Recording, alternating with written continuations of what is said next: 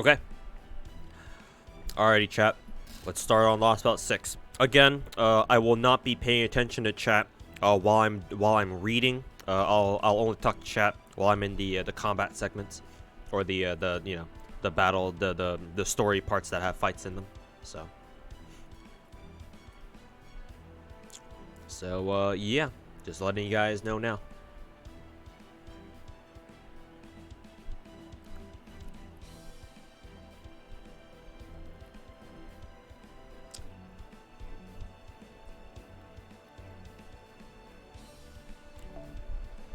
Let's get to it. And yes, I apologize. One last disclaimer: I apologize for any horribly butchered accents that I'm going to try to do.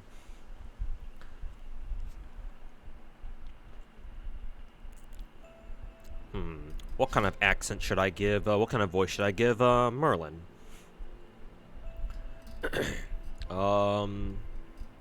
Let's go with Well, hello there, you with the still unknown fate. I trust you can hear me. Or perhaps hello again, Stargazer, would be more appropriate. Either way, it doesn't really matter. You're here now, and I don't have to be bored out of my skull anymore. So, will you hear what I have to say? I suppose it's less what I have to say exactly than it is one of many songs the winds carried me, or carried to me. This is the story of a single future, what became of the land of mystics that was reduced to the land of the Fae. Those of you without sin, take your leave now, for here you will find the Queen's bottomless castle. They accumulate like rain or ash. They disappear like snow or lies. Our hopes are either upon the shelf or yet in the Queen's hands. But we need only hold out a little longer. On the dawn of the 2000th year, the prophesied child will appear. The child who will bring we Fae folk and humans together. The child who will save the world. Though it be too small for any other to see, the child shall be drawn to the light here as a moth to the flame. Once the child has averted catastrophe in the city of iron and the sea of soot, their pilgrimage shall truly begin. Chosen by the staff of selection, the Savior, guarded by travelers from afar, shall reach the throne. The throne shall be claimed by a true king, take up the bloodied crown. Let the 6 bells ring out like raging lightning, like grieving flame. Let them ring out and forge a path for the true king. Let them ring out before the red calamity reaches us, before the black disaster devours us living. Though we may not be the most diligent of folk, we are yet the free descendants of the Fae. Lacking though our wishes be, all we desire is a brighter tomorrow. So, what do you think? It takes its sweet time making its point, but you get it, yes? That's just how it is with prophecies. They don't make sense when you first hear them, but once events unfold, you see exactly what they meant. In that sense, they're a lot like a curse that fixed itself to your back before you knew it was there.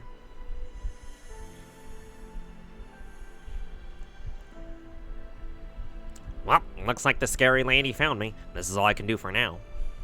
The next time I see you will probably be after everything else is said and done. It's a shame I won't be able to help you fight, but I'm hugely relieved I won't have to fear for my life, at least. As usual. Alright then, I'll be waiting for you in the confined land. Till next time. See ya, suckers! I'm out, this bitch!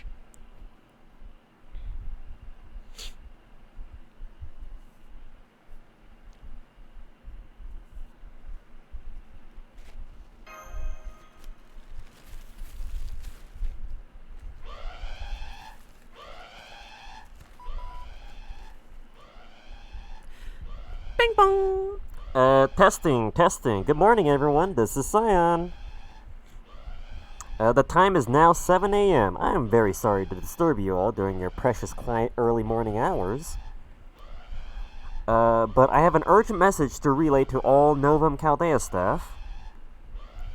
There has been a change in the 6th Lost Belt. The emergency situation we predicted is now in progress.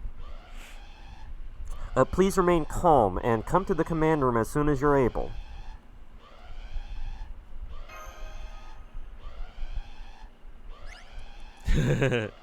He knows.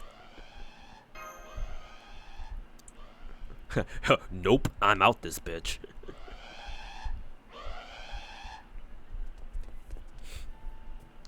Mash Carolite reporting for duty. What's going on here, Master?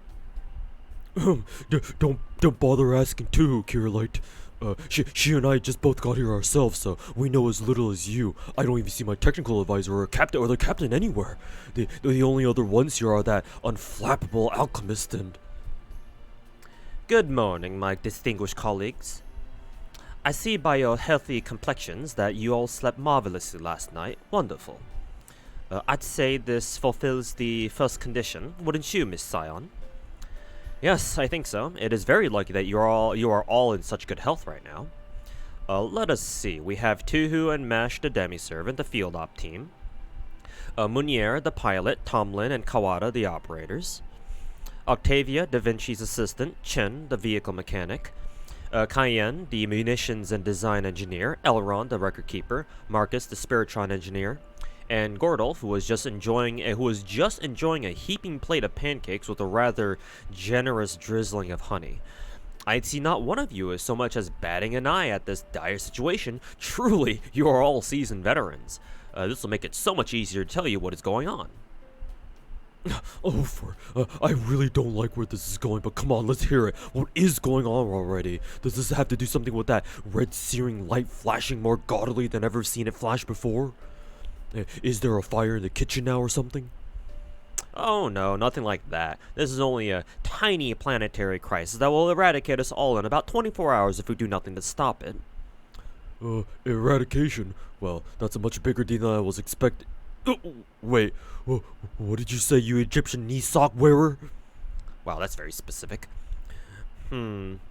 It seems very rude to me to boil people down to their nationality, appearance, and or choice of apparel. I agree with that, but please, let's not get sidetracked right now. Director Gordolf, Master, and all the other staff members are still grappling with this news. What exactly do you mean by planetary crisis? I'm sorry, you are right. We do not have a lot of time to spare, so I'll be as forthright as I can. As you know, it has been about 3 weeks since the shocking operation to eliminate Limbo. In that time, 3 weeks, more like a year, Novum Chaldea has been tuning up the storm border and devising plans of attack for the remaining 6th and 7th Lost Belts. That said, as I have told you all before, I saw no need to infiltrate Britain, the site of the 6th Lost Belt, so I have been focusing my efforts on the 7th Lost Belt, where the foreign god is holding out. Yes, I remember. You said we could leave the 6th Lost Belt to its own devices because... go on, too. Tell her. Indeed, the Tree of Emptiness that helped establish the British Lost Belt was used to burn down the Tree of Emptiness in Olympus. As further proof, we have not observed any magical energy readings associated with the Trees of Emptiness coming from Britain since then. As such, the British Lost Belt should disappear on its own, much like the Chinese one did. Or so we thought. Right, the British Lost Belt may still be shrouded in a wall of light, but is no longer a threat to humanity. At least that was our understanding. Is that not the case? No, it is. We were still keeping it under observation, but we did not consider it a threat. Not until this very moment, anyway. This is the Paper Moon's planetary observation grid, and these are Shiba's predictions. According to this, the British Lost Belt will vanish in about 24 hours, and when it does, it will also engulf the rest of the planet like an enormous tsunami. Earth will then crumble under the weight of its own gravity, utterly annihilating the planet. Oh, we'll turn into a black hole then? Ooh, that's pretty cool. We are not talking about one of the foreign gods' pseudo black holes. This would well and truly be the end of Earth. This will overwrite humanity's current bad ending, the bleached Earth phenomenon, with a completely dead end.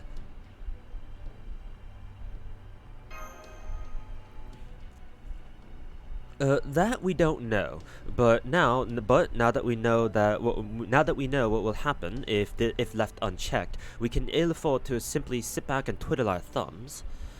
Da Vinci and Captain Nemo are on the storm border as we speak, getting it ready to launch. Up until now, we have been using the storm border to infiltrate the lost belts via void space, but this sudden development has left us without the time we need to prepare. Fortunately, now that we now have the storm border, which is capable of directly breaching the walls surrounding the lost belt. As a battleship, the storm border is essentially our frontline base. While we'll still be conducting on-site investigations in the shadow border, having a base where we can always resupply will be a tremendous asset. Furthermore, Trismegistus II, or Trismegistus II, categorized this phenomenon as a collapse, but one could also call it a trap, or perhaps a pitfall. A pitfall? Then, do you think Britain is going to cave in on itself, or sink underwater? I'm afraid I can offer no definitive answer until we get there. Regardless, I suspect not even the foreign god herself foresaw this turn of events. It's all well and good that Britain would disappear. Even Holmes agrees too. Maybe we should do nothing about it, chat. Maybe we can make the meme come true that Britain doesn't exist. Anyways, it's all well and good that Britain will disappear. Indeed, it's only expected now that its tree of emptiness is effectively dead. But if that disappearance is going to engulf the entire planet, then it is a matter we must investigate and ultimately resolve. After all, there would be no feasible way to restore Earth to its pre-bleach state if there is no Earth left to restore in the first place. Okay, I'm with you there, but what the hell can we do in only 24 hours? A lot, as a matter of fact. You see, that 24-hour period is in our time frame. But according to Shiba, time moves very differently within the Lost Belt. Oh, how convenient. Once inside the British Lost Belt, our time constraint will cease to be a concern. So as long as you can resolve this phenomenon while you are there, we should be all set. That said, time is still definitely not on our side, which is why we're gonna have all Al Chaldea staff aboard the storm border and head for Britain as soon as we finish our final safety check. Then, once you arrive at its wall of light, you'll use the storm border's dimension-piercing drill to breach it, and make your way into Britain, the 6th Lost Belt. That's all I have to say, and as luck would have it, the shadow border has just arrived at the dock. I know this mission is being sprung on you very suddenly, but Da Vinci will fill you in on the details aboard the storm border.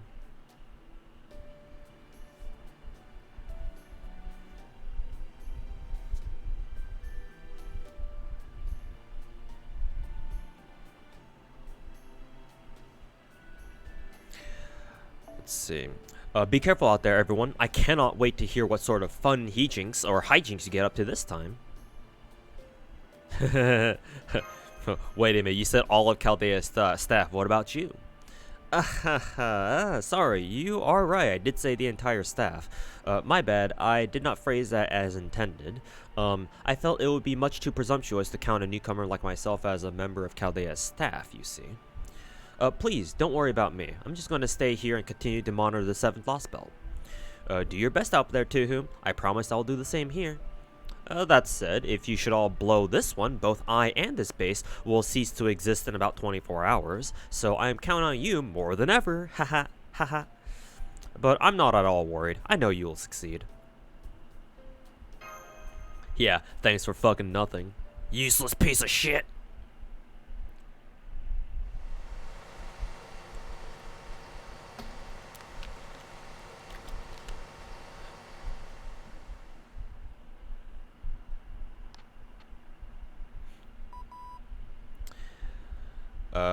Bing bong! Attention all crew members. I repeat, attention all crew members. We've arrived at the waters near the British Lost Belt 2 hours after departing the Wandering Sea, just as we expected. We're currently 200 kilometers north of the Isle of Britain. The Wall of Light looks to be a dimensional rift, just like the World's End from the Sixth Singularity. Thanks to Da Vinci and the professor's analysis, we've learned that the rift is its thinnest on the southern side.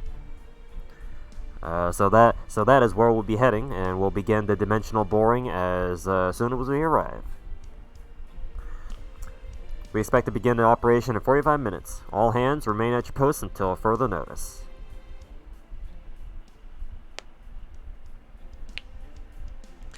And there you have it. We're going to begin the operation as soon as possible without any breaks.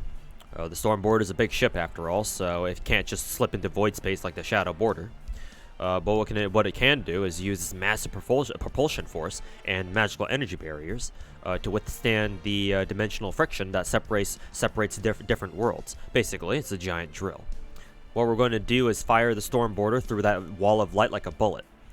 The entry impact will be just as strong as it is for a zero sail, so make sure you're all in a calm state of mind.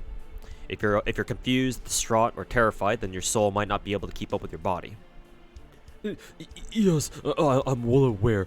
You mean that weird ascension where, that weird sensation where it feels like your chest and head are being stretched out like taffy, right?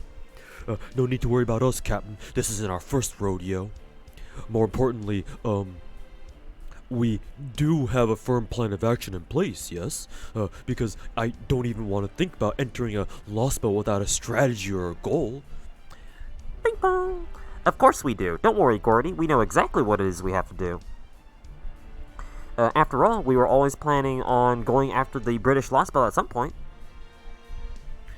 Really? You were? But I thought the British Lost Belt was no longer a threat, at least up until today. Right you are, but nonetheless we were indeed making plans to explore it well before now. While we only have a few bits and pieces of information to work with at the moment, we do know that Beryl Gut remains in the British Lost Belt, and that its king was able to launch an attack on Olympus's Tree of Emptiness. What's more, this king was even able to burn the very Tree of Emptiness required to sustain their Lost Belt. While it's still unclear whether Beryl tricked them into doing so, or if they had acted with informed consent, what matters is that they possess enough power to burn a Tree of Emptiness single-handedly. And then there's... Yep, a hugely powerful spell akin to divine punishment that was able to reach Olympus all the way from Britain. A mystic that surpassed even Krishtaria's ideal magecraft. That was Rongominiad, alright. It's a spell devised not by human hands, but by the inner sea of the planet itself. It would be a powerful weapon against a foreign god, which means it's something we desperately need. The planet's inner sea? What is that? Oh, that? It's basically a paradise of legend. Every mythology's got some kind of promised eternal holy land, right? Utopia, the Garden of Eden, the land of the young Tir na Nog, and so on. Well, Britain's called Avalon. It's supposed to be an otherworldly paradise that can't be reached by ordinary means. It's also said to lie inside the planet, and that it's where the souls of stars go to sleep. Pretty much every clock tower mage has heard about it.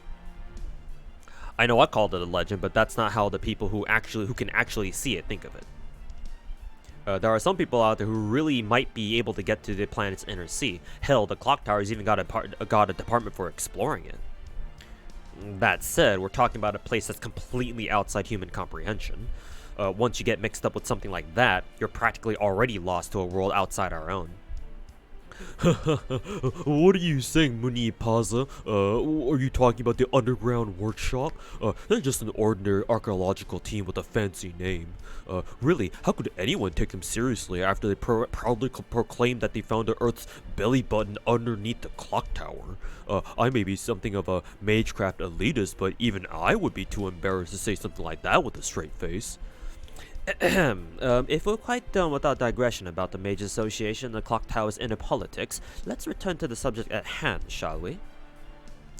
Now that we know that the king of the Lost Belt, the British Lost Belt, controls Rongominiad, we need to investigate it and learn how it works. Indeed, the Rongominiad is the very reason why we were already making plans to explore the British Lost Belt. While the circumstances have forced us to act sooner than we had hoped, we were always going to pay them a visit eventually. So then, Master's mission this time isn't just to investigate the Lost Belt. While we do, of course, also need to prevent the collapse of Trismegistus II, warned us about, securing Rongominiad is our top priority. As such, our ultimate goal for this Lost Belt is to negotiate with its king for it. You mean, you want to cut a deal with this Lost Belt's king? Someone capable of essentially firing intercontinental ballistic missiles at will? Yep. Honestly, I think it's pretty reckless even for us. I'd love to get my own hands on Rongominiad too. But between the Stormborder, the heroic spirit system, and Black Barrel, I think we should be able to neutralize the so-called a planet-level threat like the foreign god if the circumstances call for it. Scion was adamant that we need a divine construct, though, so here we are. Well, Miss Scion is an Atlas alchemist. I've no doubt she has something unique in mind. And let's not forget, we wouldn't have the Nautilus or the Stormborder if it weren't for her. So I, for one, am perfectly willing to go along with this plan of hers. Especially if it leads us to acquiring a Rongominiad or something equivalent. Oh, don't you think you're just being a little overly optimistic here, Holmes? This could be the biggest burden we've asked Tuhu to bear so far, you know? Well, yeah, as if any of you guys are gonna fucking do anything. No, I mean, technically they do. I mean, fucking Holmes got fucking stabbed in the chest at one point. Back in, Lost Belt 2, I think.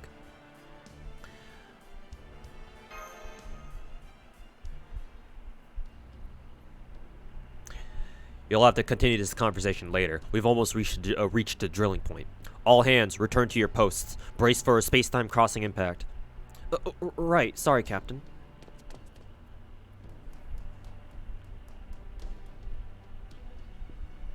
Oh, crap. The wall's right in front of us. Sorry for not paying closer attention, Captain. Alright, Captain. Alright, I understand. I still don't like it, but at least I get the point of this mission now. Remember, Tuhu, this won't be like any of the other Lost Belts we faced so far. Negotiation requires a careful, thoughtful approach, so try to keep your reckless risk-taking to no more than 30% of your usual antics. Good grief. It seems Goldorf beat me to the punch. As important as this mission may be, it should be within our ability to acquire this weapon. Fortunately, we have both knowledge and time on our side. Not Ant-Man God. Regardless of what sort of person we may be dealing with, as long as shit.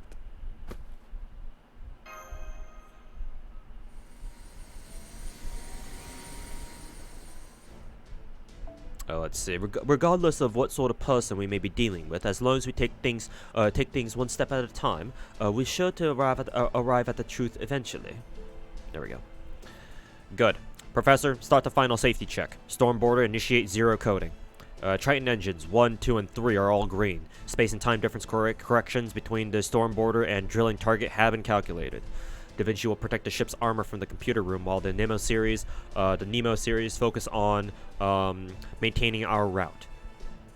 The computer room just gave us the all clear, Captain. We're looking at a 99.9% chance of success. Dimension-piercing battleship Stormborder moving out. Prepare to move out. Prepare to enter the 6th Lost Belt. Yeah, stabbed by Zigguard. Heh.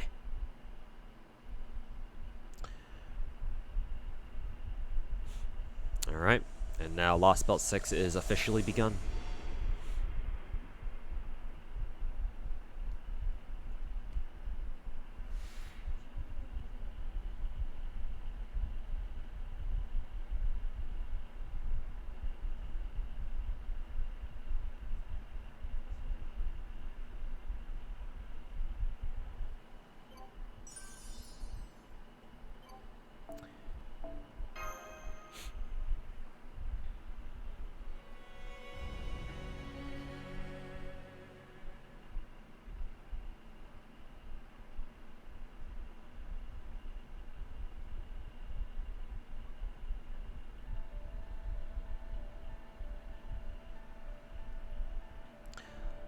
I have no idea what voice I should use for this. I guess I would have to give the big fluffy Faye guy a voice too.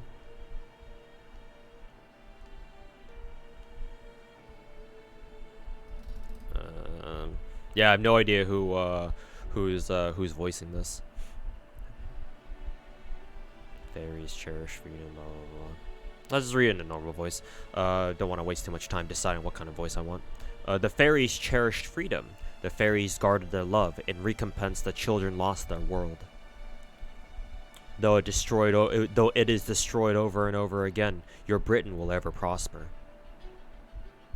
Spring's surprise, summer's quarrel, autumn's joy, and winter's battle. Death piled upon death to stand eternal. Doom eternal? Be wary and never forget. No matter how sturdy the walls, a castle's foundation never changes. As the world took new form and the roots aged, and now unseen and unfelt, the gnawing of the tiniest insects shall bring all to ruin. FGO has drops? No, that's just from me streaming Star Rail earlier.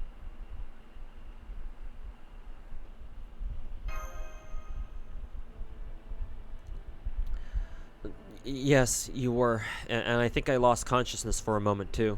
What about all of you? Same here. It was kind of a dizzy feeling, I guess. Ugh, and my head's still kind of spacey too. I remember the captain declaring we'd broken through the wall of light and then nothing. On a different note, why is it so dark in here now? I'm here, thanks. But it's kind of hard to talk right now. You too, Captain Nemo. And it seems I'm not the only one feeling under the weather at the moment. That's terrible, but why did this happen? Allow me to explain. Da Vinci, you're okay? Of course. As you can see, I'm still the chipper. I'm the same chipper Da Vinci as always. It's all 'cause I was synced up to the border in the computer room. While you were all out cold, I took care of things inside the ship and finished analyzing the outside atmosphere. So, where should I begin? Probably with why you and Nemo aren't feeling like yourselves, huh? No, that's all right. The fact that you and Miss Caroline are fine tells me everything I need to know. Think back to the Chinese Lost Belt. The moment we entered Britain, both Nemo and myself felt deeply under the weather. That must mean no heroic spirit can function here, or rather, no heroic spirit extracted from human history. And that, in turn, tells us that human history simply does not exist here. Am I correct? Yeah, my whistling sucks. I should have known you figured out that you would have figured it out fast. I just checked the spirit origin graph I transferred to the border, and it was completely shut down. There's not even a fragment of the base needed for heroic spirits from proper human history to exist here. The Chinese Lost Belt's history had no need for heroic spirits, but I'm guessing heroic spirits simply don't exist in this Lost Belt's history at all. That's why heroic spirits from proper human history like you guys can't set foot on the Isle of Britain. You're basically being attacked by the entire world, since you never existed here in the first place. Oh, so there's essentially not enough of a foundation for heroic spirits to operate here? Take, say, Robin Hood, for example. He should be able to exist in any Lost Belt, right? He's so vaguely defined that it should only take a single skilled archer existing at some point in history, regardless of what their name might have been, for him to qualify. But now, you're saying that even conditions as vague as those don't even exist here in this British Lost Belt? You got it. That was a great example, Gordy. Huh, well, I have reached a point in my tenure as director where I've actually begun to enjoy reading the reports. I dare say I know even more about the Lost Belts than Tuo does now, at least on a purely intellectual level. At any rate, I see now. So this history never contained so much as a single skilled archer, eh? How the hell does that work? These Lost Belts have still been around for over 2019 years, yes? So how could they have that much history and not a single historically significant figure? They couldn't. Lost Belt or not, any path human history takes must fit within certain definitions. Any manner of human civilization must inevitably pass through a template of particular technological milestones. It's simply not possible for an animal species to propagate itself for over 10,000 years without its culture and average quality of life meeting certain criteria. And naturally, over the course of that history, people will always branch out into various different occupations. Though their names may differ, there will inevitably be famed sword fighters, archers, spear fighters, artisans, soldiers, kings, and detectives. Yeah, like yourself. The lack of any such figures even existing here must mean... An excellent insight, Miss Tuhu. Indeed, that would be the simplest explanation. But there are still other possibilities left to explore. I'll have to do so later. Hang on. Then why are the technical advisor and Carolite here they're seemingly unaffected? Well, in my case, it's probably because I'm a demi-servant. I do have Galahad's spirit origin, but I'm not actually him, so... Yep, pretty much. As for me, I'm technically a homunculus of Leonardo da Vinci, not the original, so that would explain why I'm not affected. None of that said, I'm even more of a Leonardo, read genius, than the original, so this might actually work out great. Wow, she thinks she's better than herself, huh? Then, the only servants who will be of any help in this lost spell are you and Mash, huh? Seriously? You mean we can't even summon new ones on site? Well, since this place rejects any heroic spirits from human history, it seems really unlikely we'll be able to bolster our forces that way. If we want to increase our numbers, our only choice is to ask the people of this lost spell for help. But never mind that now. Can you tell us what happened over these last 30 minutes, Da Vinci? You're loving this narration. Hey, thanks, man. Sure. Right after the Stormboarder punched through the wall of light, the whole system went kaput. Every electronic device we had on board shut down, causing the Stormboarder to crash. Luckily, Nemo Engineer was able to use the last of her strength to get one Triton engine back up and running. That in turn let the Stormboarder break away from the island's airspace and make an emergency landing in the ocean to its southwest. That's where we are now. The generators are still out of commission, so we're running on auxiliary power.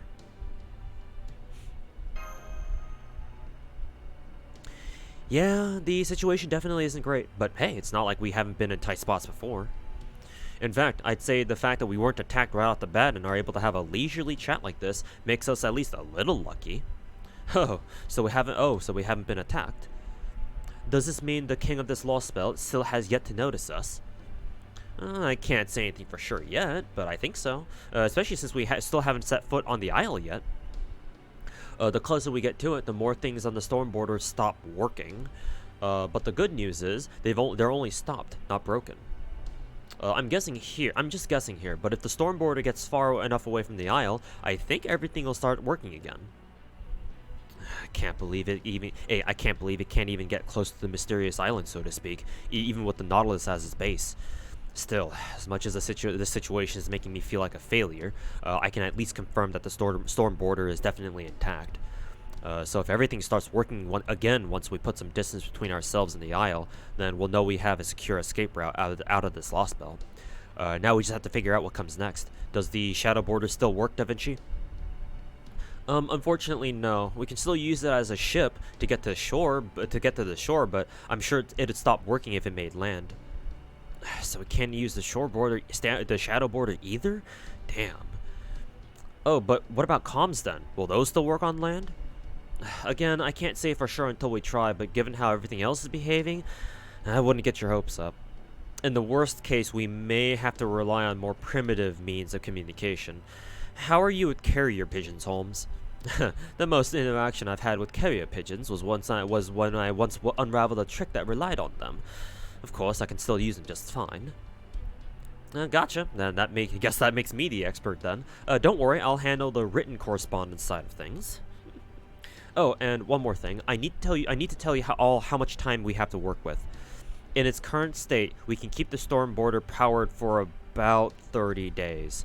If we really stretch ourselves thin, we can make it last for 50 days before auxiliary power runs out. So that's our time limit. Good luck. Once the mission's complete, we'll move the Stormboarder away from Britain and restart its engines. As soon as the Triton engines are back online and generating a stable supply of magical energy, we'll break back through the wall of light and leave the British lost spell. And that about sums it up. Sound good to you, Director Gordolf? Right then. If the Stormboarder can't get near land, then we only have one course of action available. Carolite will accompany Tuhu as her bodyguard while she infiltrates the Isle of Britain. Once there, the two of them will carefully investigate the area and find the cause of the future collapse observed at Chaldea. If circumstances allow, they'll also make contact with this Lost Belt's king, and acquire Rongominiad. During this operation, we expect that communication with the Stormborder will be limited at best. Therefore, I'm empowering the two of them to make their own calls in the field with the expectation that they will return safe, sound, and successful within 45 days. Huh? You're just sending two en masse? There's no way they can pull this off alone. At least send me or Chin along with them. Not that I'm eager to get myself killed out there, because I'm definitely not, but come on. Don't be daft, you fool. You're going along with them would mean Caroline needs to worry about keeping two people safe instead of only one. She may be an excellent servant, but she's still only one person. So if we only have the one servant to work with, so if we're only going to have the one servant to work with, I'm going to make damn sure she supports two to the best of her ability. Wow. He's actually saying smart stuff for once. Is that clear, you two? Go on then. Repeat your mission's objectives back to me. Yes, sir. My job is to assist Master as she investigates this lost belt in whatever way I can. Very good then. Then let's get this mission underway. We only have 45 days to work with after all. Britain is a big place. If I were you, I'd start by making my way for Oxford, and then...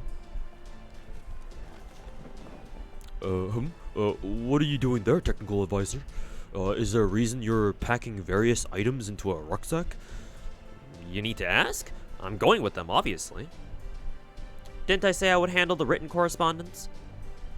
So keep an eye out for my familiar, cause that's how I'll be sending you letters from the field. The eyebrows raise.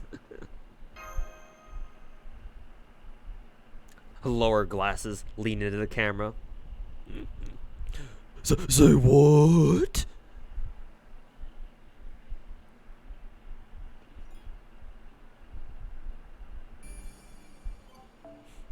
Ooh, we have an actual fight now. Alright, cool.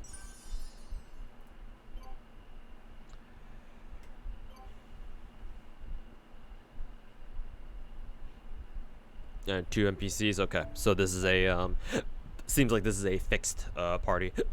Hiccups. Fixed party here.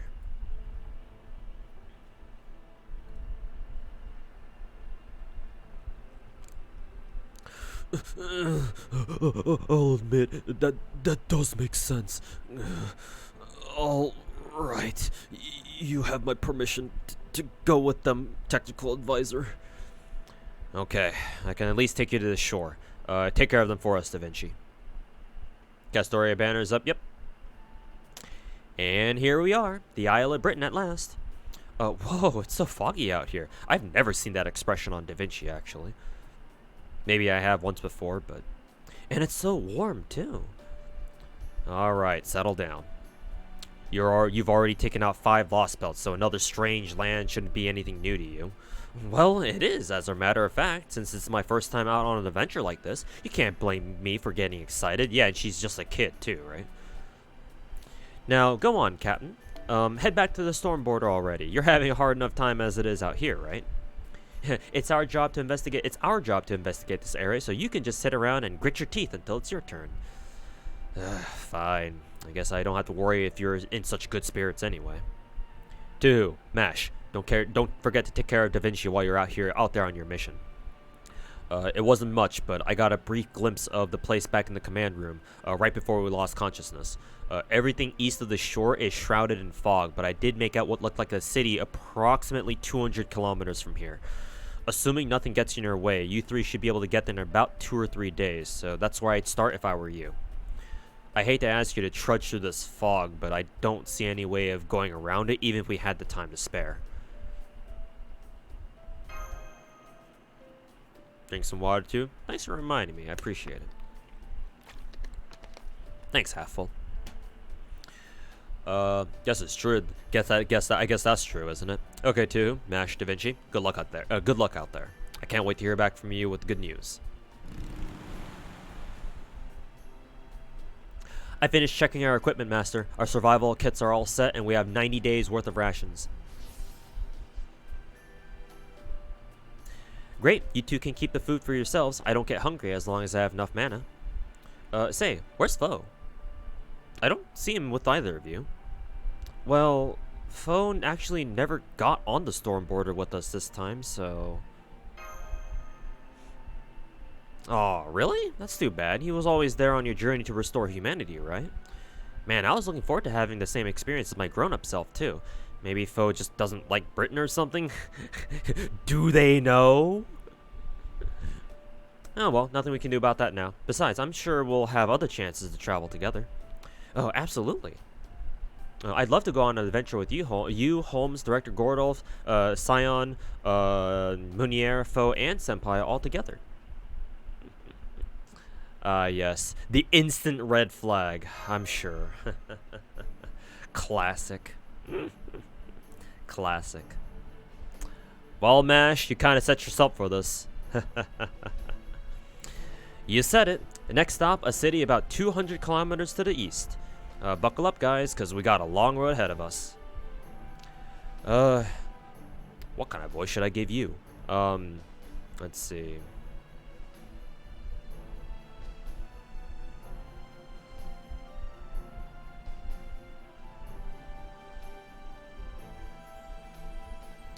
I'll try to do a depressed British accent, but I honestly have no idea how that's supposed to sound. So, indeed we do. I can sense it as well. Ah. Despacito voice, and that would be a little bit out of place. Then I can't do a good I can't do like a good Latino accent, Latina or whatever that's supposed to be. I can't believe it. Out of all the luck, my first adventure ever, and I'm already hallucinating. Then you and Master are seeing this too, Da Vinci. I thought I was so on edge that my eyes were playing tricks on me. Implying all British people aren't already depressed? Yeah. Why are you all acting like it's so strange for me to be here? This is making me very sad. I mean, I will admit that this certainly wasn't the most dramatic summoning. If anything, it felt as casual and automatic as a weathercock turning in response to the wind. Oh, I'm so sorry. I'm sorry, everyone. I have a report to make. My round shield is pulsing with the same warmth it typically has after conducting a summoning. Whoa, really? So I'm not hallucinating after all? Wow, you're right. His spirit origin is solid. Then it really is Sir Tristan. But how? I thought this place rejected all heroic spirits from proper human history. I see. It sounds as though you're not upset with me, but rather that my summoning itself came as a surprise. Well, I can assure you all that I didn't answer the summon of my own volition. One moment I wasn't here, the next I was. Of course, I am a heroic spirit on humanity's side, and I know about you and Chaldea. But aside from that, I have no clue as to what's going on either. Could someone please explain it to me? Yeah, Tristan pops in and says, "What's going on?"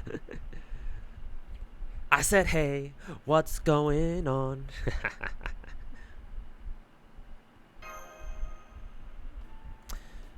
Now I see. This is a lost belt, a hypothetical version of Britain that could normally never exist.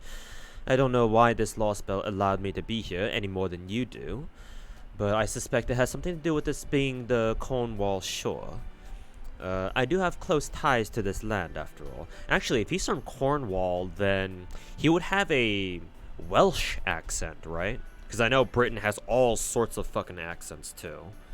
I mean, obviously, not everybody speaks with the standard posh British accent.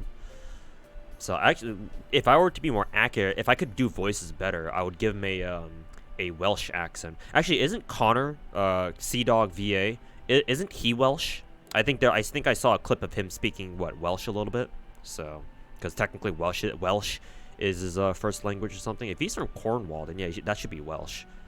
So yeah, I wish I could do a Welsh accent. That would be more accurate. Oh well. And while its history may be different, the land itself is still the same, I think.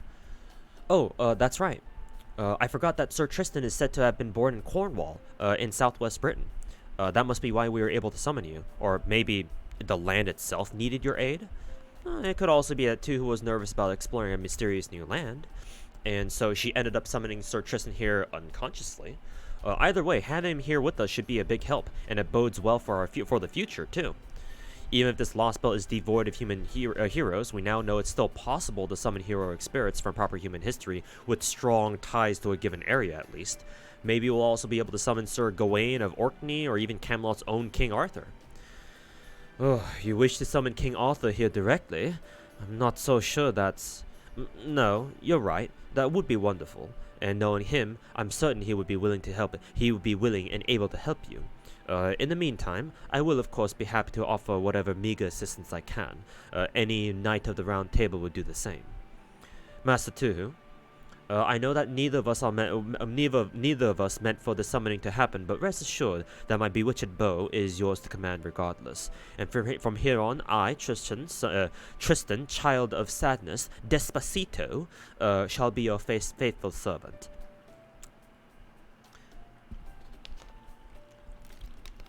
Arthurian legend is so confusing sometimes. Yeah, well, to be fair, if your mythology isn't convoluted and confusing as fuck, is it even mythology to begin with? Now then, allow me to lead the way. Do you know the way? I know the way. I know the southwest corner of Britain like the back of my own hand. There's a hilly area just past a few mountains not too far from here.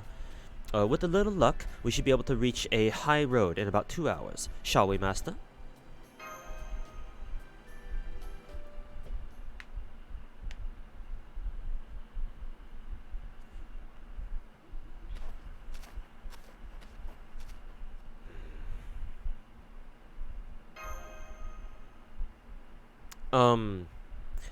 Sir Tristan, I'm very sorry to say this, but... we are not lost. Now, I don't blame you for feeling like we are, since you all rely on your eyes so much. Oh no, he's triggered. But I can assure you, we are indeed making progress. In fact, we've covered no less than 4 kilometers by now. Great, Tristan. The only downside is that we somehow haven't been able to escape the shore yet. If Sir Bedivere was here now, he'd happily say, "Don't worry about it, Tristan. You just go to sleep. I'll lead the way from here." Then we are lost. I knew it. Also, I doubt Bedivere would be any happier about this than we are. Yes, I suppose you're right about that. This makes me so sad. If Sir Bedivere would only be straight with me, I would have been happy to play him an encouraging song. This is so sad. Well, how did the line go again? Tristan, play Despacito, please. Bring.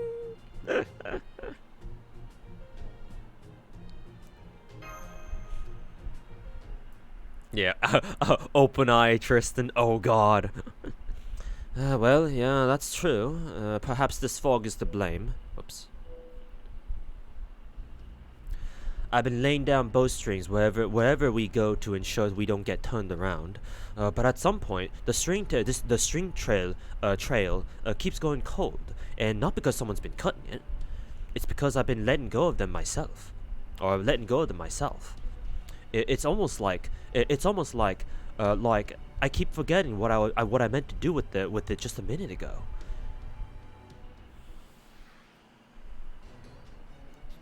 Master, I'm detecting high-density magical energy signals up ahead. I can't tell you any more than that without analysis from the border, but... they're attacking us. Get ready to engage, Tuhu. Be on your guard. That was quite abrupt.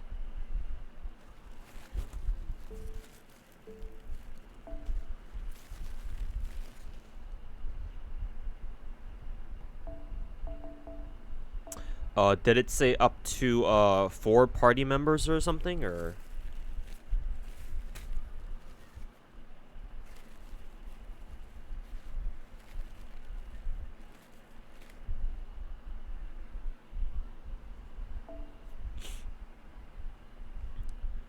Let's see here. We'll just give her sumo.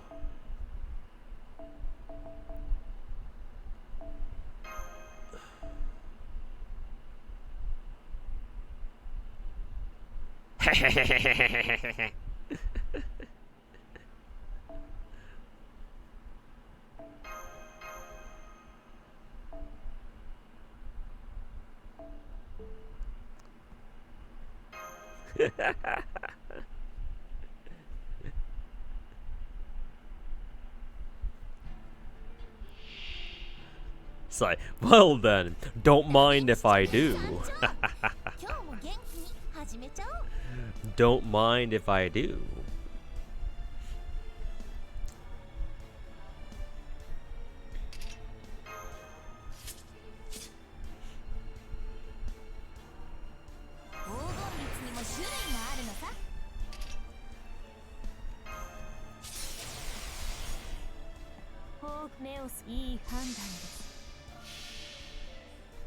It's like, wait a minute. How do you already have Morgan? Hey, look, guys. The Lost Belt 6 King is already on our side. Well, I should have actually had Morgan attack the caster from War MP generation. Now that I think about it.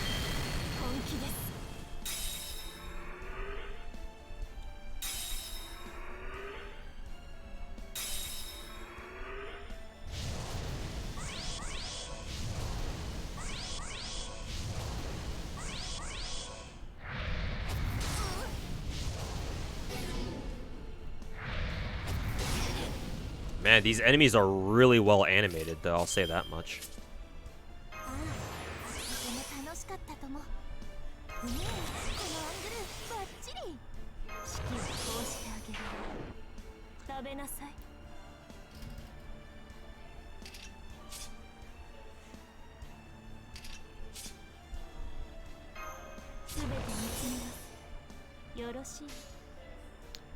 Let's see here. Let's go for...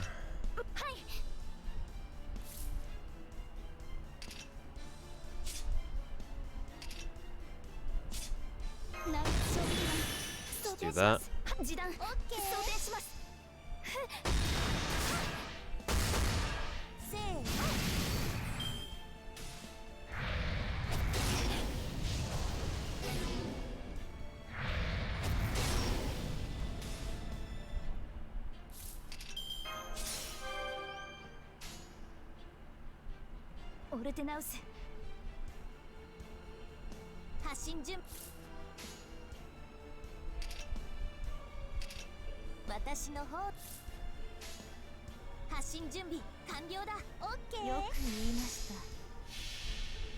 You got 3,000 gems. Do you pull Addicted for real? Save it for the summer event, Lilu. We're gonna get our summer event in 3 days. So I would advise you just save your gems. Use it on the next summer banner instead.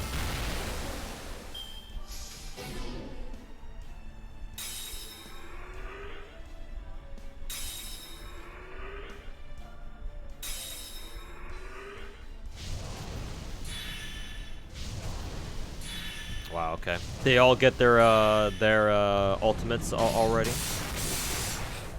Nice. Ah, yes, very fair and balanced.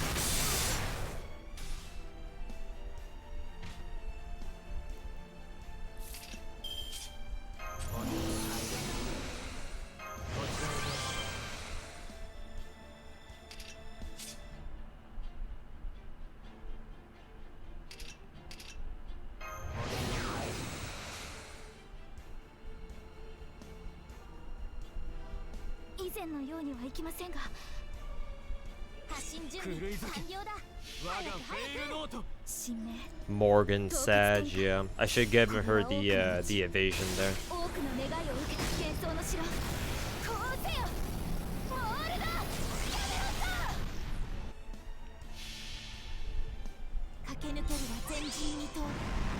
Who are the most OP characters in FGO in terms of gameplay? FGO has a support meta, so the strongest characters are actually the support characters. So, Castoria, Koyanskaya Light, Oberon. The OG was Waver.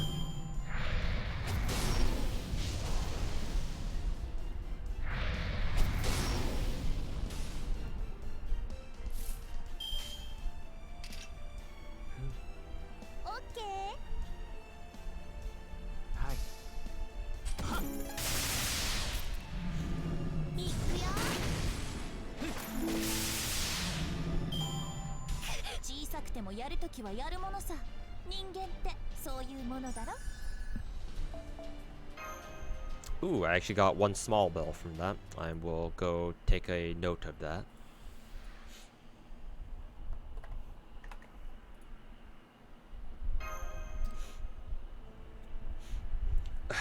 Oh man, they were way stronger than I was expecting. Were those like British ghosts or something?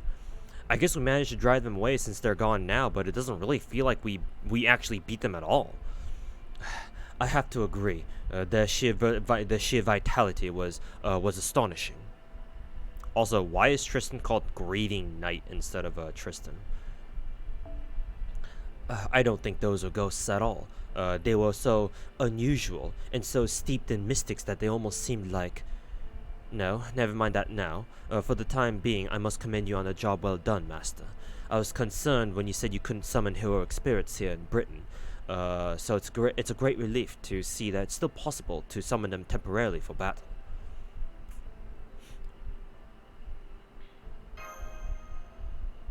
Yeah, Grieving Knight, clueless. Why is he called Grieving Knight? And why is Da Vinci called a child with furrowed brow? Surely that's just a translation error, right? Surely, right, chat? Surely. Yep, I was watching you, and you were definitely using much more magical energy than usual. So we'll need to try and avoid fighting as much as possible, since you convert your own vitality into magical energy. Oh no.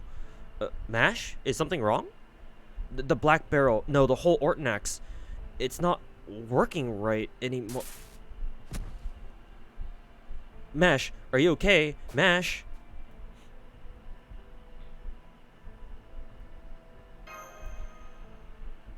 Yeah, translators must have forgotten the names, yeah. Did something happen to them? I can sense them close by. No, wait. They're getting further away. This is not good. It's too easy to get separated in this fog. Let me call out to them. What were their names again? I think they were... Wait. What's my name?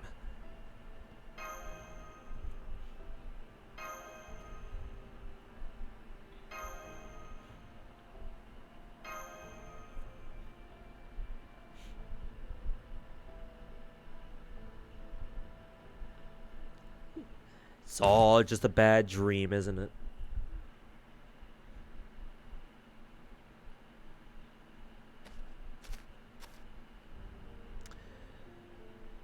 I know who this is. What voice should I give Oberon?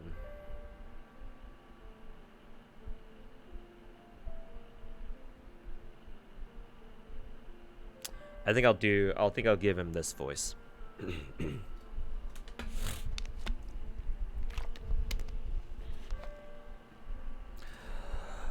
Uh-oh, and here I thought I might arrive early.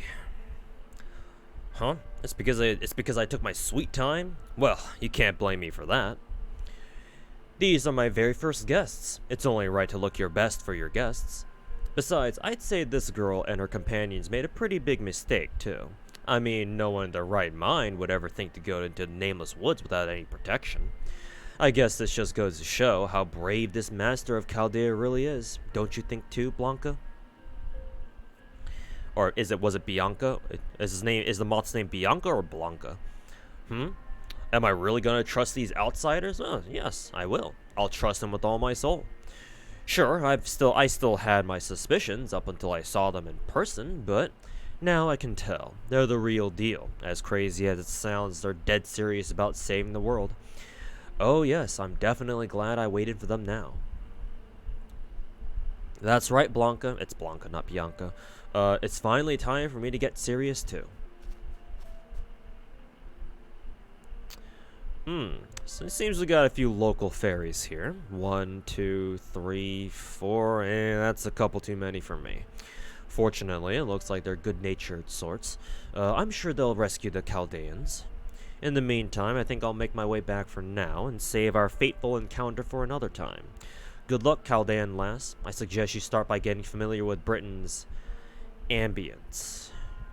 Oh, and one more very important thing. Whatever you do, don't let anyone know you are human.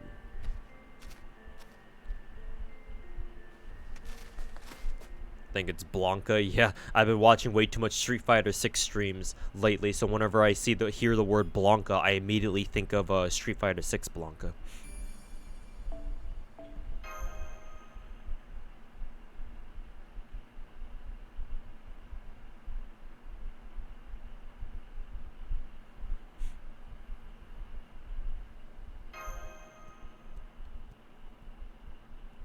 Yeah, we are the imposters. We are currently venting through the fog.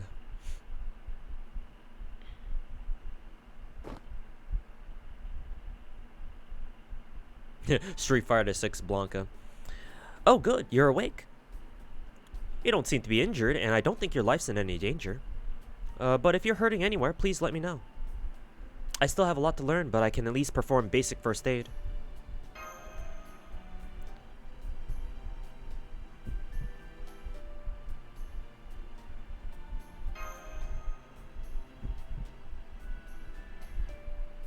Oh, right. That does sound like it's my name. Phew. Thank goodness. I was having trouble remembering who I am, too. So my name's Mash, huh? I like it. It's short, soft, and unique. Oh God, are we in our grooming arc right now? We are actually sus. Holy fuck. And hey, if you know my name, that must mean we're really good. We really are friends. I knew it. Haha. Surely we must be friends, right? Clueless. Anyway, good morning, Hermia. Do you know where we are right now? Where you are right now? Huh? Your name is Hermia, right? I mean, that's what's on your name tag. Apparently we all collapsed in the Nameless Woods. Do you know about the Nameless Woods? The fog is so thick in there that as soon as you set foot inside, you can never find your way back out. The more lost you get, the more you forget, and eventually you won't even remember your own name or who you even are. Basically, it's a forest of no return, one of the most dangerous Fey domains in all of Britain. I wonder what it is we were doing in a place like that. Maybe something really nasty happened to us. You know, like when everyone at your table orders ginger ale, but for some reason you end up getting salt water. What the fuck? Well, then again, you know.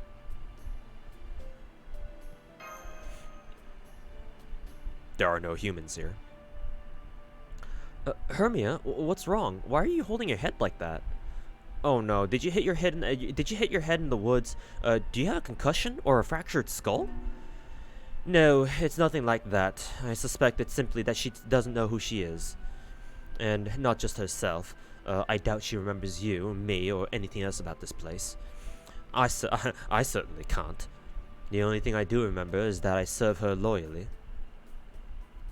Even now, I know I would have no qualms about laying down my life to keep her safe. Bring.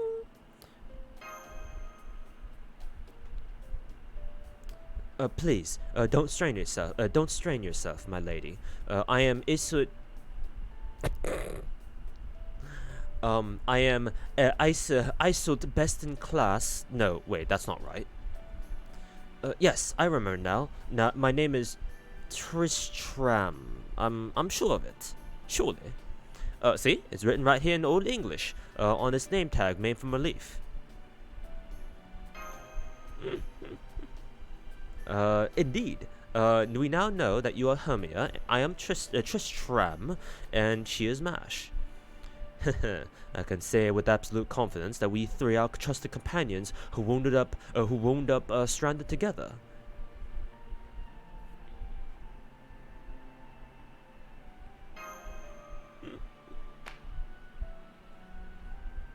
Isolt or Iso is one of his exes. Oh no.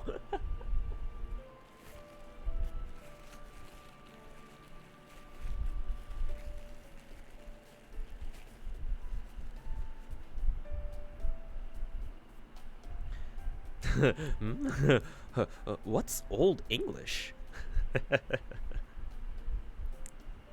So, we don't know who we are, and we can't even remember where we came from. But we do know that there is something important we need to do. And we must have entered the nameless woods to accomplish it in spite of the risks.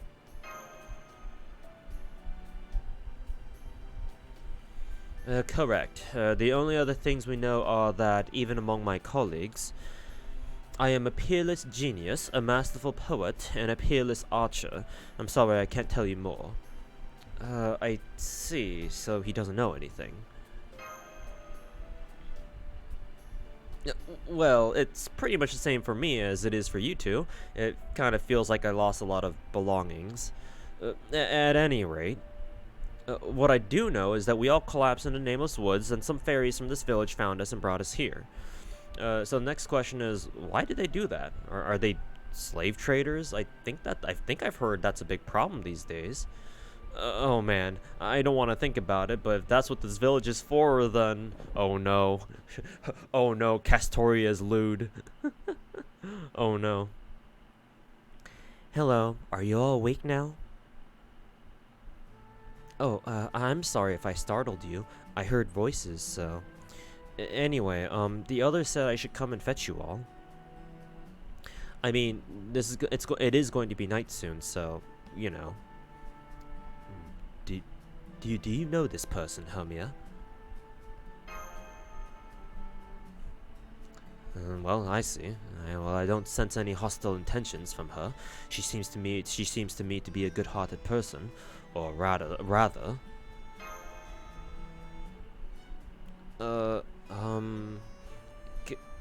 Can you still not move? In that case, we can talk later. But if I go back without you, everyone will scold me for being useless again. Are you talking about the other fairies from this village? Don't worry. You can go back ahead of us. We'll be right there as soon as we're done talking. We'll be sure to tell the others that you were the one who fetched us.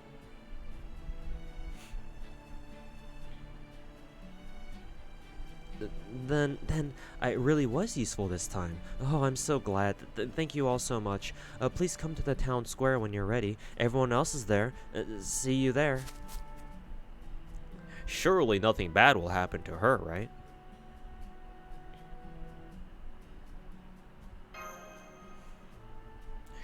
Surely we'll get a warm reception from the fairies in this village, right?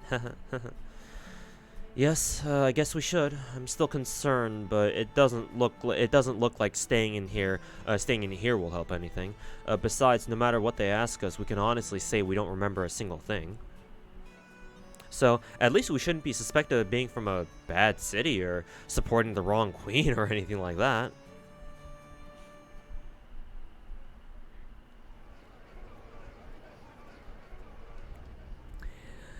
These the ones that almost died in the woods?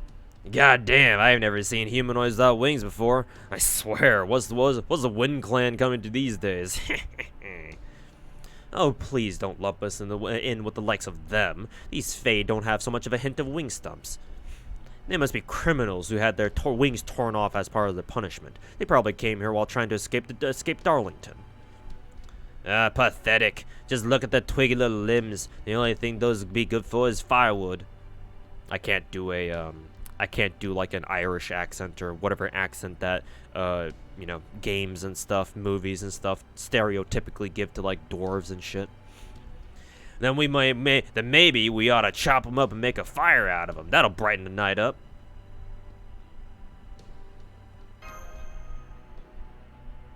Yeah, Scottish accent, yeah. Well, hold on. Let's hear what they have to say first. That's our rule, after all. You there? What is your clan? Your names? Which city do you hail from? What is it that you came here to Cornwall to escape? I'm afraid we really can't tell you. The only thing we know is our names. We don't know where we came from or why we came here or what our goal was. Nothing. Are you kidding me? You don't even know which city you're from? Tch, haven't even got the goal, huh? God damn, that's awful. It's terrible. It just ain't right. And here I was hoping we could get a nice ransom out of them. Guess there's only one thing left to do with them now, then. Indeed, now that things have come to this. Yep, only one thing to do. We'll just have to look after him ourselves. You hear that, everyone? We've got new friends. Yay! Yay! Epic 7, yay! E7, yay!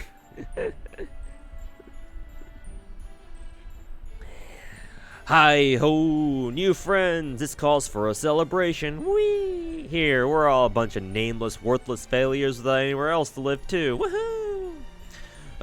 We've been strung up, pelted with rocks, and before we knew it, we found ourselves here on the tippy tip of the aisle. Nobody likes us. We'll all be gone by tomorrow. Even the queen herself won't come into the nameless woods we call home. So welcome, comrades, to Cornwall, the dead-end village. Woohoo! You guys have had a hard life, right? You've already suffered enough, right? If we're all just a bunch of burnouts anyway, we might as well kick back, relax, and enjoy life here. E7, yay, yay, yay. Huh?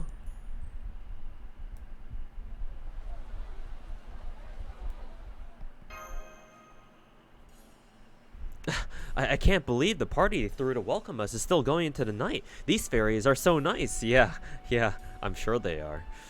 I was also surprised to see what a good conversationalist you are, Hermia. You seemed a little unsure of yourself at first, but then you started talking to fairies from both the Wind Clan and the Earth Clan without any hesitation, even though everyone in Fairy Britain knows you're supposed to pick one side to begin with.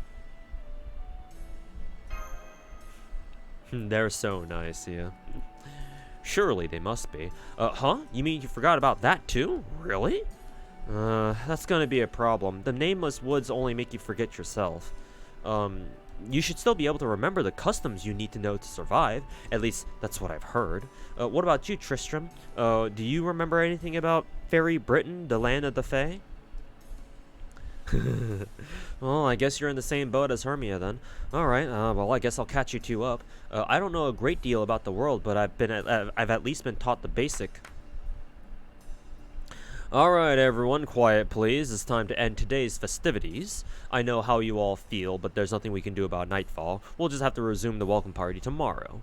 Guess it just goes to show how time flies when you're having fun. Alright everyone, let's head to our homes. Later Hermia, later Mash, later Fae of few words Tristram. See that roof over there? That tent's yours. Go ahead and hide out in there until morning. You there, show Hermia and her companions to the dwelling, won't you? Better hurry it up. Knowing her, you'll just get even more injured if you take your time. Yeah, don't get carried away and start taking them down any side paths. Got it? If you do that, no one will be able to find you guys once night gets here. Yes, I know. I'll be fine. Thank you for giving me this job. If you'll follow me, everyone, I'll show you back to the tent that's become your territory. We're all just fucking clueless. Well, good night. Don't worry, this tent may be a ways away from town square, but it's still well within the village. I promise you'll be able to relax and sleep without any, forest animals coming in.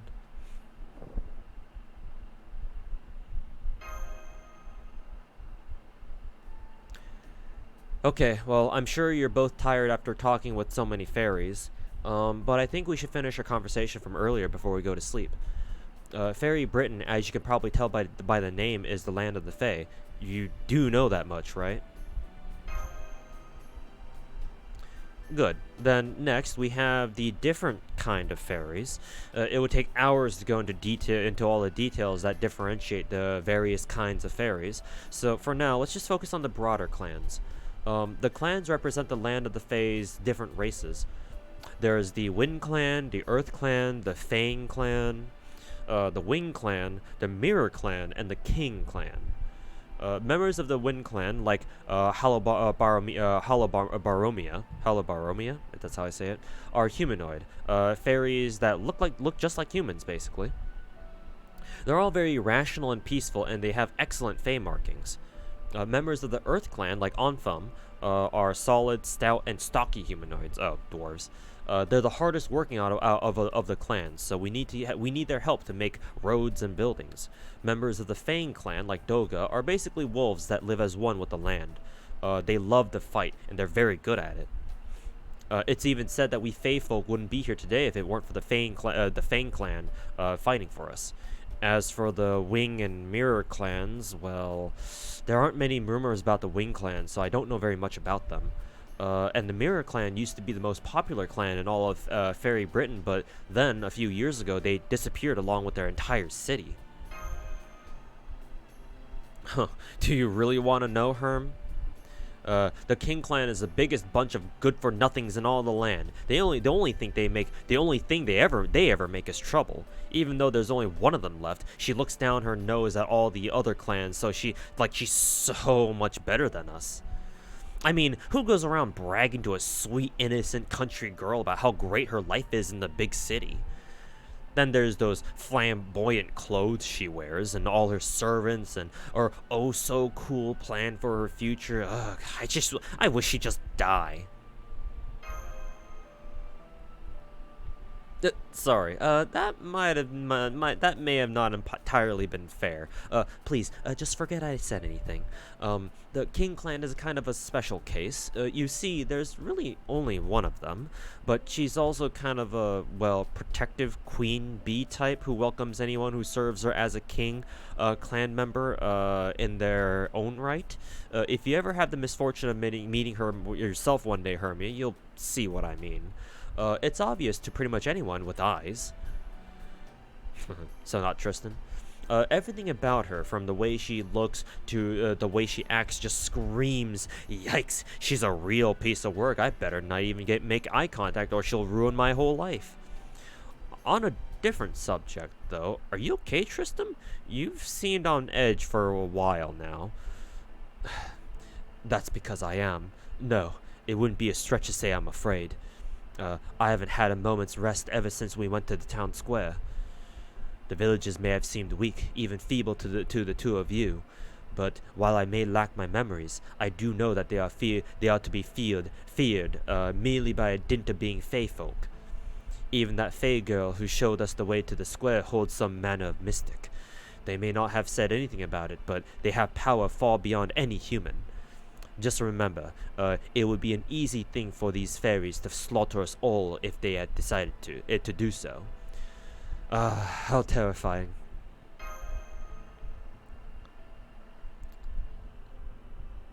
I guess you must have served in the military at one point, Tristram. I can't even imagine two fairies fighting each other. Maybe I could see it for one of the purge knight, soldiers who serve the queen in the castle, but I was taught that fairies always resolve their differences through peaceful discussion, no matter what they may be. Well, I suppose there might be the occasional eccentric exception to the rule, but there wasn't a single fairy at that square who disliked us. You may be right. I certainly didn't sense any hostility from them. Of course, they're not dangerous at all. They're all so peaceful that it's almost hard to believe.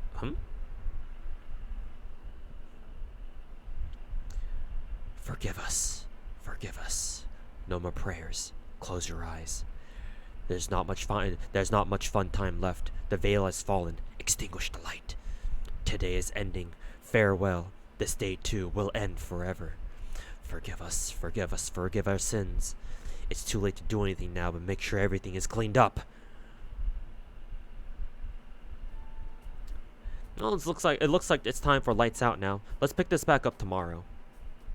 I'd hate to do anything to upset them after they've been so welcoming to us.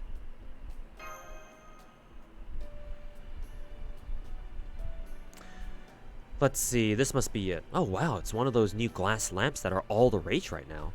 There must be an Earth Clan fairy or two from Norwich here. I'll have to track them down tomorrow. Anyway, good night, Hermia. Good night, Tristram. You know, I was kind of worried when I first woke up, but I'm so glad you two turned out to be good people. Huh? Why did you stop?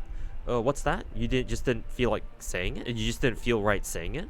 I see. Well, that makes sense. It must be a very important name to you. It's okay, Hermia. These things happen. And whatever the last part was, I accidentally skipped it.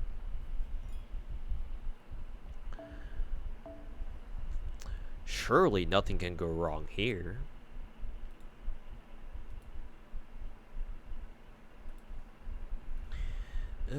Good morning, everyone. I've been asked to show you around the village today. Our territory isn't all that big, though, so it won't take very long. Cornwall is built on the remains of an ancient city. When the Tamlin defeated the Lord of Cornwall about 200 years ago, the Lord cursed the woods with the fog that would rob fairies of their memories. This village was abandoned not long after.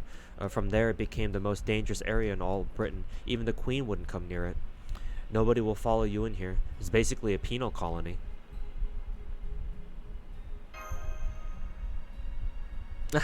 Who are the Tamlin? Yeah, wow, good one. This territory is a home for all kinds of outcast fairies.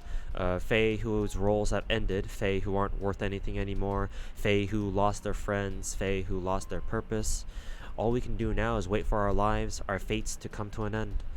Every fairy here is so kind, they'd much rather help each other than compete with one another. But there isn't a place for a fae like that in Her Majesty's Britain. Dying is much better than having members of your own clan laugh at you, or ignore you, or steal from you. So everyone here came to this forest to end things. At least that's what I think. I don't know what to say. Hey, it's Hermia. Man, yesterday was a blast, huh? Anyone who enjoys a good meal as much as you do is all right in my book. Hope you're hungry, because I'll be bringing plenty more food back with me today. Good day, Hermia. I must say, your voice is as warm and full of life as the spring breeze. Why not try your hand at a song today? I'll even break out my harp for the first time in ages. Hey, Hermia, let me know if you need any of your clothes mended. I've still got some cloth from Norwich left over, and I'm sure you'd look good in whatever I whip up.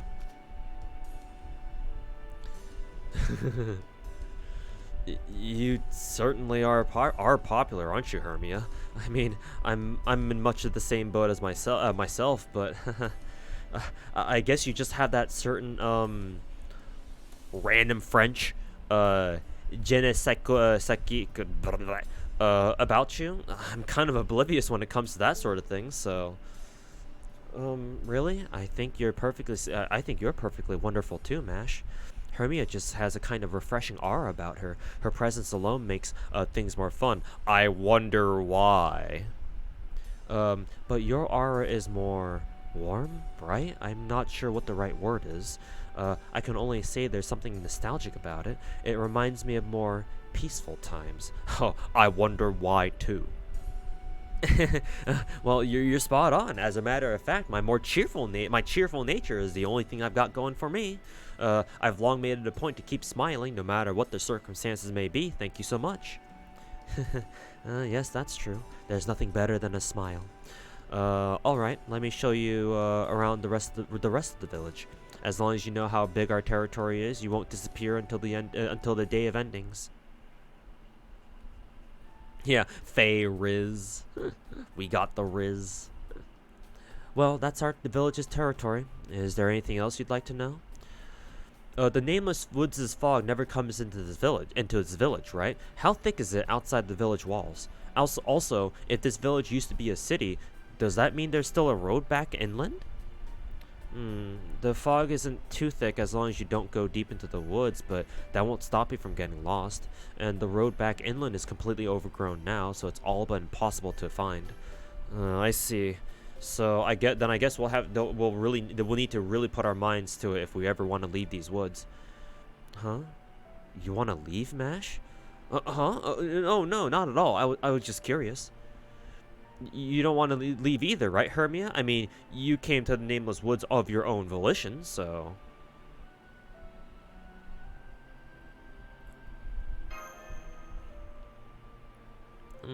I see. That makes sense to me.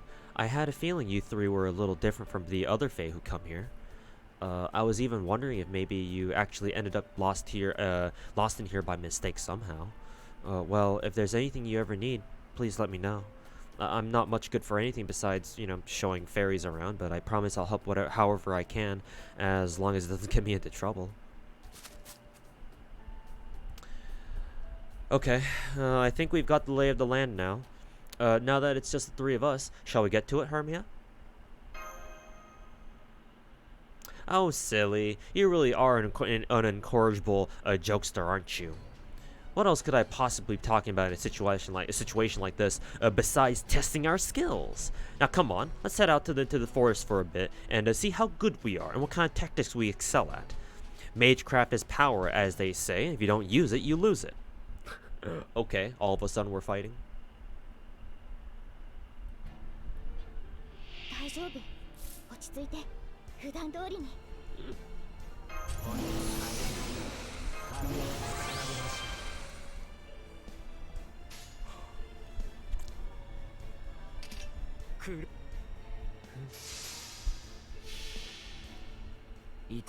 Yeah, fighting without memories.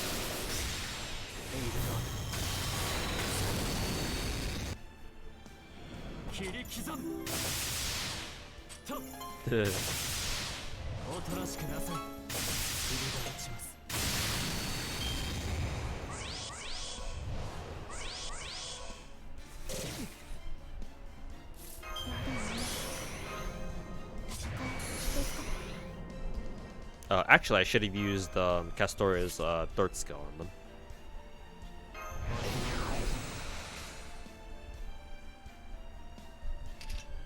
ではそろそろやります。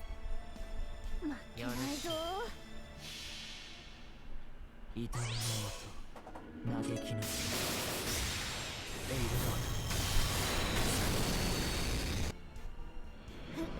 ドやっ。まだだ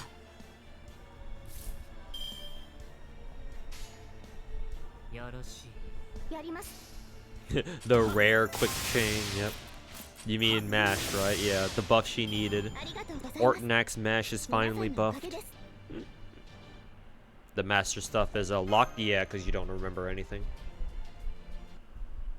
Their names on the bottom as well also match up with line up with what their names are called right now, or what their names are right now. Not at all. I just feel terrible about this.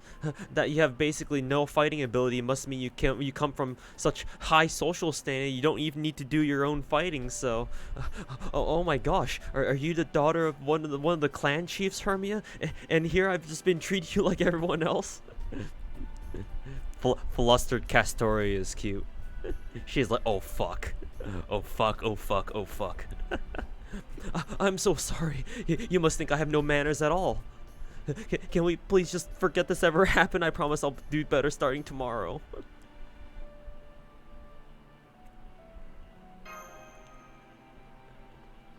Please, don't worry about it, Hermia. If anything, I'm more convinced than ever. I can't remember why, but I know now for sure that this is what you meant to do.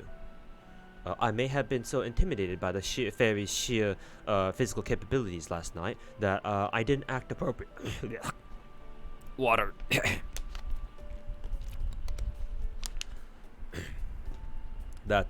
I didn't act appropriately, but that won't happen again. Castoria's faces give you life, yeah. Alright, I'm gonna have to go grab another bottle of water. Give me a second.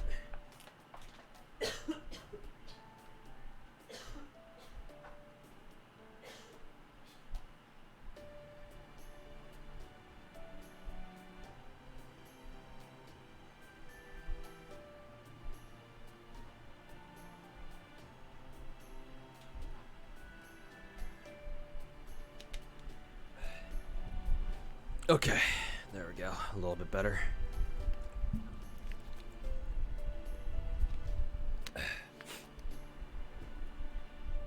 Yeah, a lot of reading, yeah, I can tell. Especially reading through an entire story with accents too, with really shitty accents. Holy fuck. Bring a bigger bottle. I'll just bring more bottles. But I'll worry about that later when it comes time.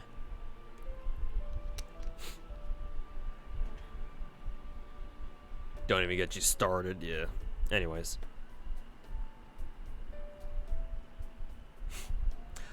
I see now that you have the makings of a great leader, like a winning football coach. How does Tristan know about football? Or, me being a filthy American, soccer. I even get the sense that as long as you're here to guide us, everything will somehow work out in the end. Wow, thanks, ISIL, best in class. Please, just call me Tristram. Yeah, soccer, what face? We also play hand egg.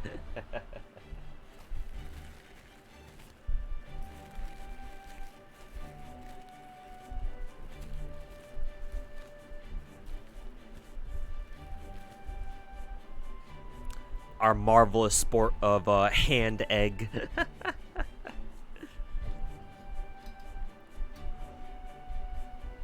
What sort of uncultured sport name is that? I don't know, man.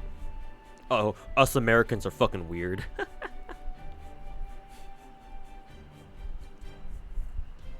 But then again, us Americans think everyone else is weird too, so it goes both ways. That's right, we're outcasts.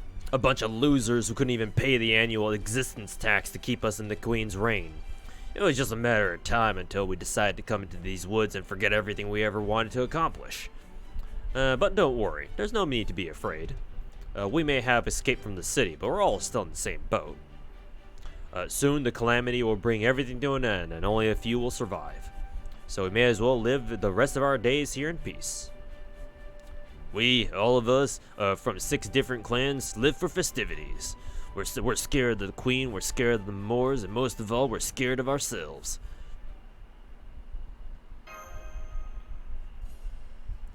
What a lovely song. A simple tempo, to be sure, but there's something strangely invigorating about it. I would think it was improvised if they didn't seem so familiar with it. Well, of course they are. These kinds of festivals where everyone comes together are what all Fae live for. It's the only time the Wind and Earth clans can set aside their differences. Well, as long as they don't drink too much anyway. There are some fairies who really do get drunk on the atmosphere, I guess. What, had enough already, Hermia? No need to hold back, you only just got here.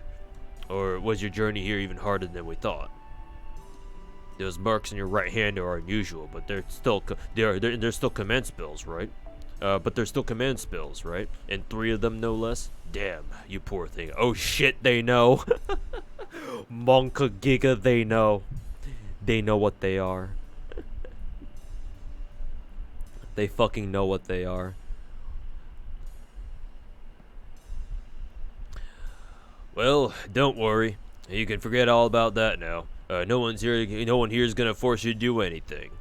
You did good hanging in there until now, especially for one as twiggy as you are.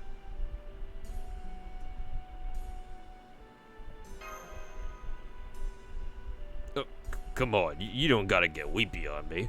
No, it's okay. No, it's okay. Just take as much time as you need.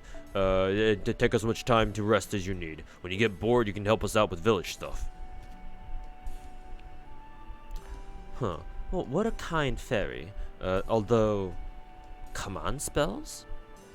I feel like I'm this close to remembering something, but I can't quite get there. Ugh, so frustrating. Okay, everyone settle down, please. That's all for tonight. I can definitely tell what time it is because I'm not drunk. Nope, definitely no drunkenness here. Now go on. It's time to get back to our tents before the beasts come out. Don't blame me if you end up getting eaten alive. Marm, Thania, or Tania, Dumbledore. We Wind Fae can make it back quicker than anyone. The responsibility of keeping order falls to us, the most beautiful clan of all. I see Halabaromia is just as much of an ass drunk as he is sober.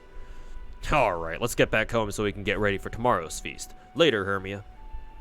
Oh, and I'll show you around our athletic field tomorrow. There's nothing more fun than a good ball game.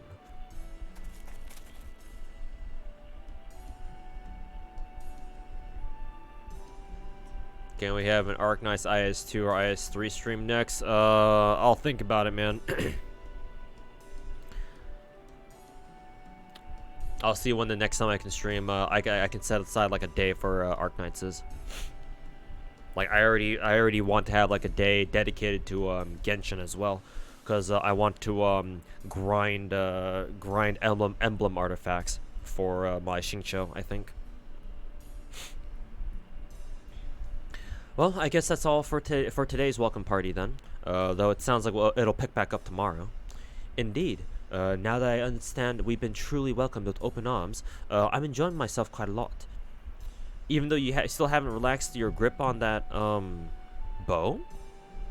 Yes, well, it seems old habits do die hard. Apparently, I used to keep my fingers on my bowstrings even when I was asleep. I swear, between keeping my ears peeled and reading the wind 24/7, I guess I must have really loved training. Oh well, I'm sure any habit can be broken eventually, especially since we shouldn't have to fight here. Now come on, Hermia, Mash, we should head back into our own tent. Bow death grip. Hey you. Hey you! Remember to make sure you clean this place thoroughly. We're doing this again tomorrow. Remember? Yes, sir. You do you want me to clean up after everyone, right? Of course I do, idiot. What else could I have meant? Can't you do anything on your own? I'm sorry. I'm so sorry. I promise I'll do my best.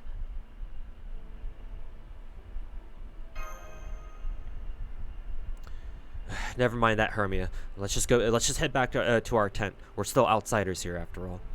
We should get a grasp on the situation before we go poking our noses into their business. You wouldn't want someone you barely know telling you how to live your life, right? Even if all the Fae who live here are peaceful, we're still not in a strong position. We've got nowhere to run if something goes wrong.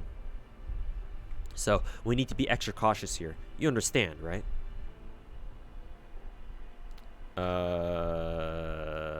Sure. Great. We can ask about it tomorrow. I'm sure whatever seems off to you now will all make sense once we talk to them about it.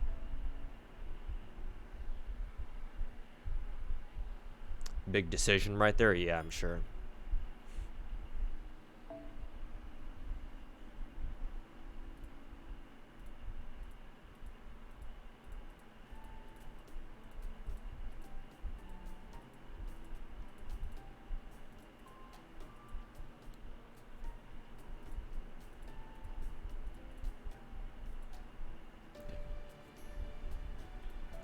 Good morning, Hermia. Did you sleep well last night? I'm sorry. I just can't seem to put my heart into it. Hermia. Something about that name just doesn't sound right. It's still a mess out here. What the hell were you doing, you damn good-for-nothing? That came from the square. Shall we see what's going on, Hermia?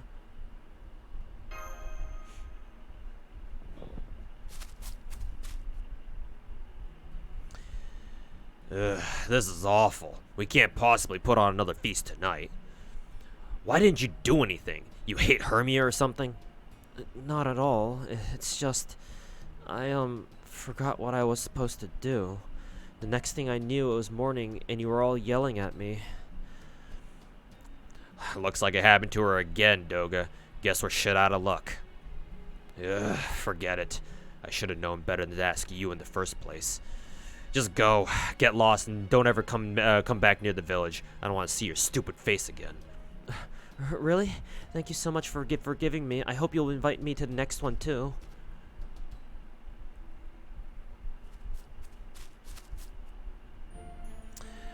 Oh, hey, Hermia. Yesterday sure was a hoot, huh?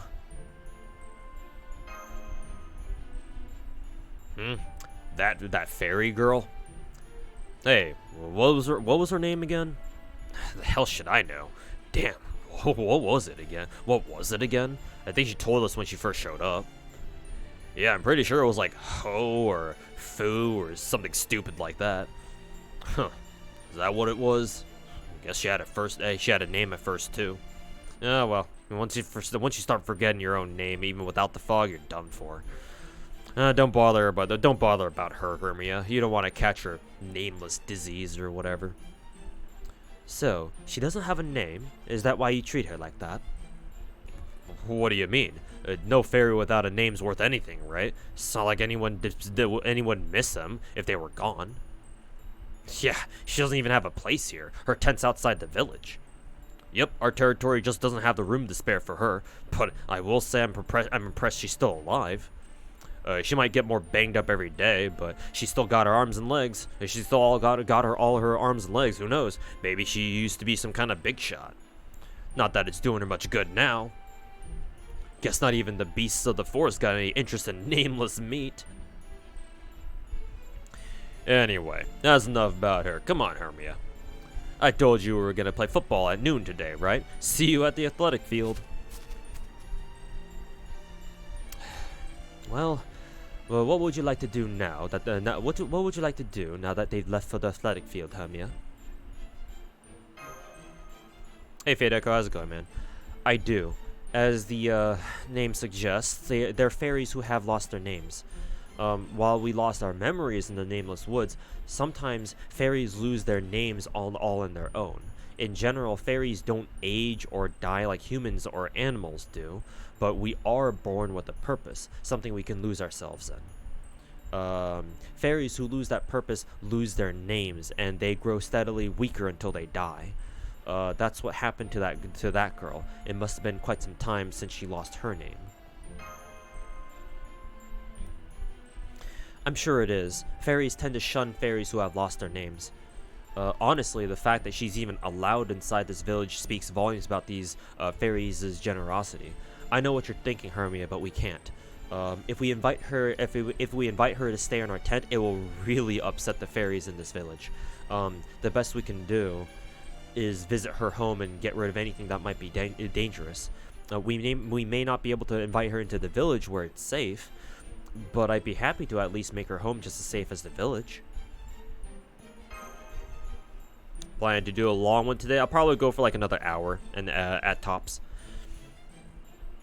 Huh? Why are you holding my hand? Gage. Holding Castoria's hand, Gage.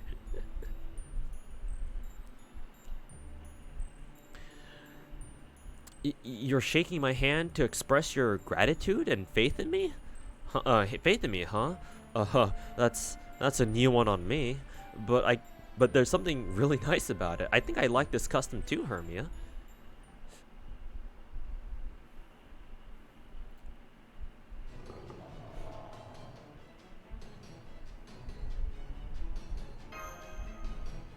Hand holding. There, I've driven the beasts back a bit and opened up some space for the girl. I swear on my bewitched bow that I won't let them take another step towards her. Thank you, Tristram. Well, I'll take it from here. Hey, you leave her alone right now.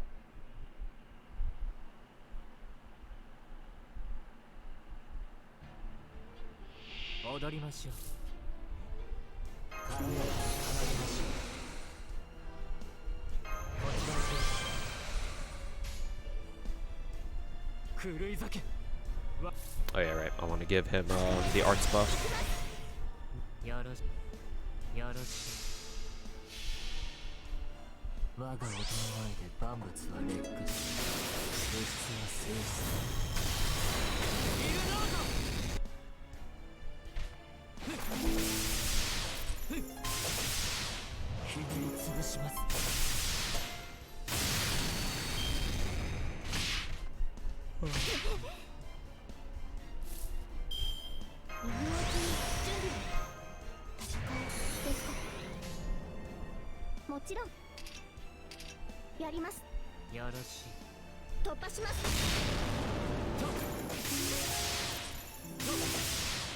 Damn, you got that much?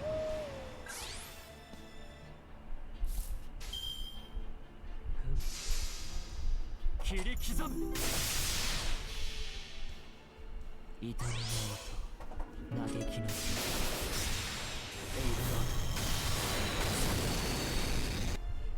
Yeah, Castoria not 風 charging と別れ 50%. 立ち上がる必要などないでしょう Clearly, she's trash.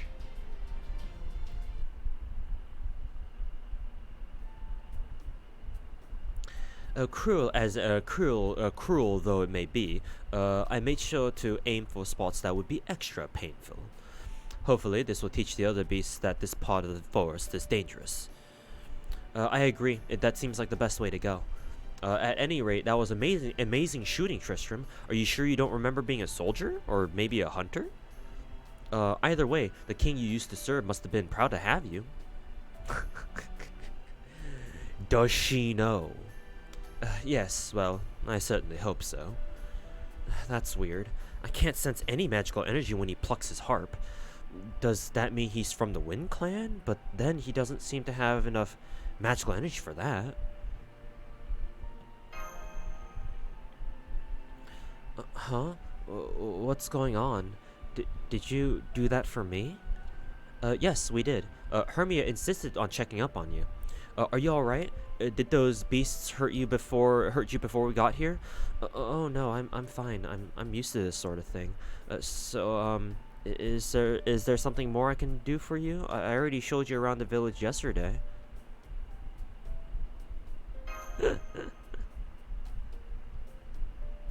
When he plucks his what? Plucks his harp. What's weird about that?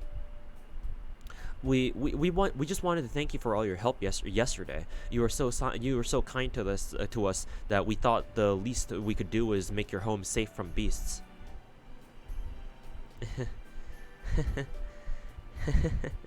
That's so nice of you. It makes me so happy. I guess this means I really was useful then. I'm so happy to hear that. It's been so long since I was useful. Oh, I know. I'll bless you with good fortune in return for, I'm sorry. I forgot how to cast blessings, and I don't have a tent, so there's nothing I can give you in return. Really? Huh. Did I already give you some of the flowers that I picked this morning and just forget I did? Hermia, Tristram, why don't you go back to the village without me? I'm going to put up a bounded field to ward off other beasts, but it's going to take some time. Oh? Well, we'll just stay here until you're done too. Those beasts could come back at any time, so Hermia and I can protect you while you put up the bounded field. No, that's okay. I can handle those beasts alone if it comes to that. I see. Well, if you're sure. Is that all right with you, Hermia? All right, I'll see you two later then. Have fun with the other fairies. Surely Castoria will keep this fairy safe, right? There, all done. You don't have to worry about beasts coming for you here anymore. Well, at least for a few weeks anyway. It's only magecraft, not sacrament, so it won't last forever. But at least for those few weeks, you'll be able to rest easy knowing you're safe. Magecraft, the mysterious power the Queen uses. I didn't know you could use it too, Mash. Is using magecraft a hot new thing in the outside world now?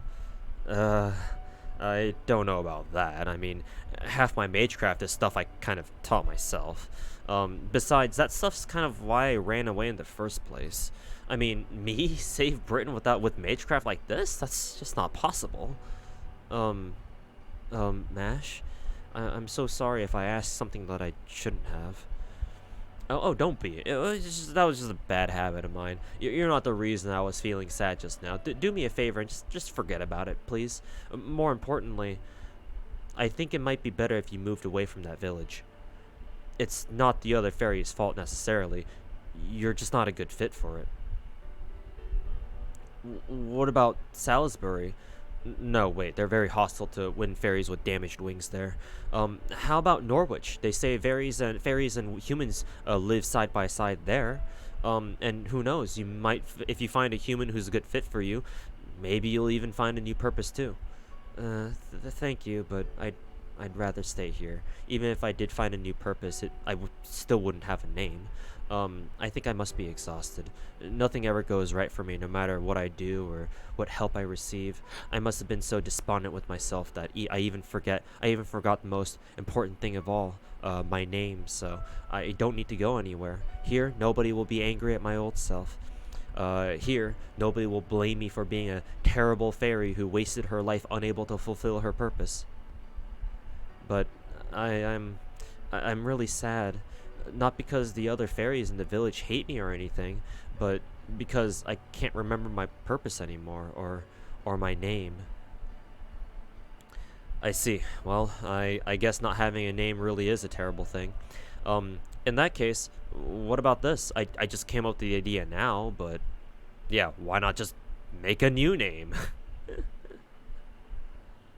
Or is that shit taboo too? Thank you, Mash. This is the happiest I've ever been in my life. Oh, come on. Now you're just being nice. Oh, I see.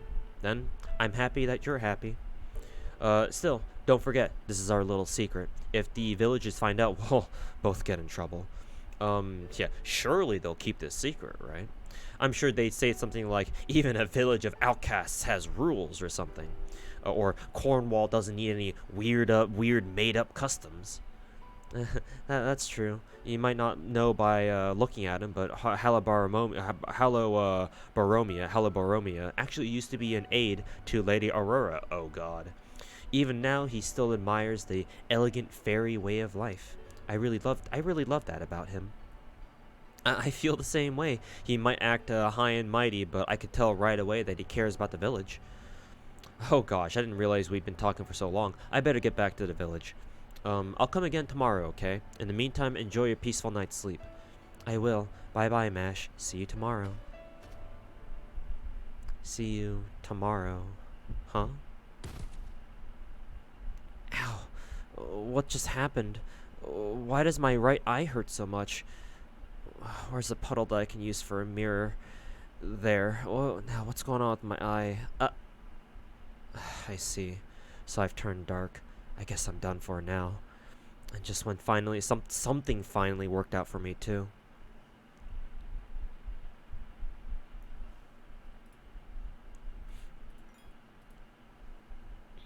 Surely we'll be able to see her tomorrow, right?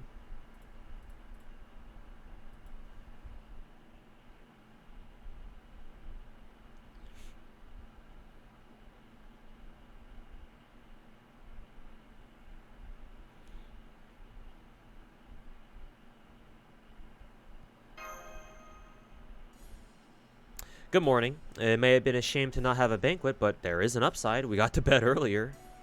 So, what would you like to do today? If you don't have anything particular in mind, I'd like to go outside the village again, myself.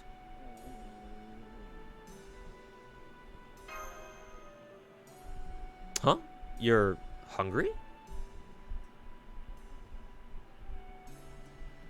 Oh, good morning, Hermia. I'm sorry we couldn't give you the welcome you deserved last night. Fortunately, we should be able to make up for it tonight, so I do hope you're looking forward to it. Is something wrong? You don't seem like yourself.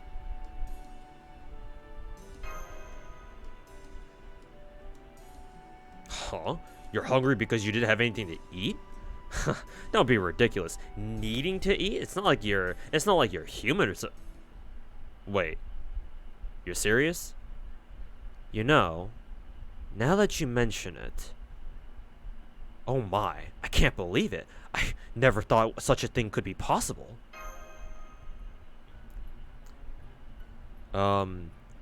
Everyone, I have big news. Hermia is human. We have an unregistered human with us. Oh, come on. It's too early for this nonsense. There's no way a human would be here of all. I'm not joking. Take a closer look. It's not that her wings are torn off. She never had them to begin with. Hurry, come quick. We can't let her get out to the woods. Oh my goodness, I feel terrible about this. If only I'd realized it sooner. Now I'm even more sorry we didn't give you the kind of welcome you deserve, Hermia. But don't worry, we're gonna make up for that right now with a really, really fun welcome party. Haha, what a wonderful day this is. Let me see. Oh wow, you're right. Hermia really is human. A human. A human. Hooray. No wonder being around her made us all so happy. This is great. Now we'll never have to worry about turning into Moors. Human alarm. We saw her vent for real. Oh no, I almost forgot. Be careful, Hermia. If you tell them you're hungry. I'm too late. Are you human too? You are, aren't you? You don't have wings or command spells. How about the guy with the harp? Is he human? No, wait, he's a fairy. That's right. He didn't eat anything, but who cares? Just put him with the others. It's easier that way. Here, Hermia, Mash, and Tristram. Please, let me show you to the best spot in town. From now on, you'll be staying in a tent at the town square, right in the middle of the village. There's so much to do, I don't know where to begin.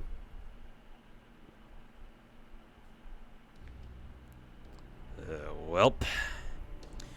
It's been half a day since we were packed into this tent without so much of as a word of explanation. How's the food they've been bringing you every hour, Hermia? They're still really being nice to us? Smile? Surely they're being nice to us. We're not allowed to go out, and there are fairies guarding outside the tent in shifts. This isn't a welcome party. We are prisoners. Do you know why this has happened to us, Mash? Because Hermia is human. Thinking about it now, I was a little surprised myself to see how much you enjoyed that fruit. I should have realized it then, but I haven't seen very many humans either. I'm not entirely sure. I think I'm a fairy, but I also feel like I've been called human-like at one point or another. But never mind that now. Right now, we need to focus on the situation at hand. You might think they're giving Hermia a warm reception now, but it's only going to heat up as time goes on. Really? Even more than this? Yes, really. You see, humans are very important sources of sustenance for fairies. Just having a human nearby makes them happier, almost like a mental balm.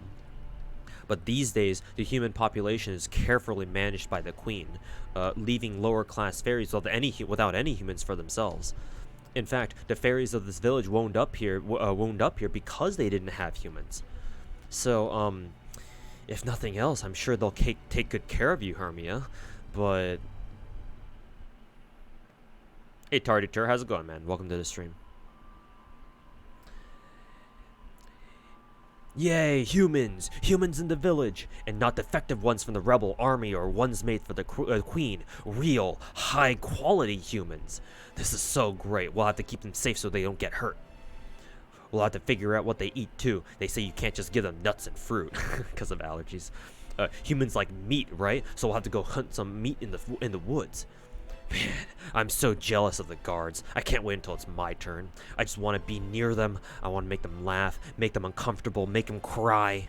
I want to comb their hair and pull off their fingers and skin them alive. Too bad there's only 2 of them. No fair that Halabaromia gets to decide who goes first.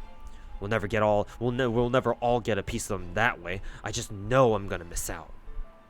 Yeah, we should just chop them to pieces and share it with everyone. I'll take the left eye and you can have the right, for example. Yeah, I'll take the ring finger and you can take the middle one. Yay! That way everyone can each get a piece. Hey, what do you guys think you're doing? It's not your turn yet. Get back to your tents. And don't even try anything with Hermia. You should have seen her on the athletic field. She used her head to score a goal. Her head? I've never even seen anyone play football like that. She's a really entertaining lass. As long as she's around, we're gonna have more fun than we've ever. You talk too much, Doga. We don't need talkers.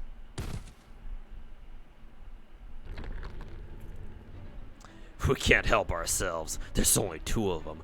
Only 2 of them. Let's chop them up and share them with everyone. But we're the only ones who are gonna get a share. The Fang clan's gonna have to keep them all to ourselves. The Earth and Wind clans talk too much too. Let's get them before they get us.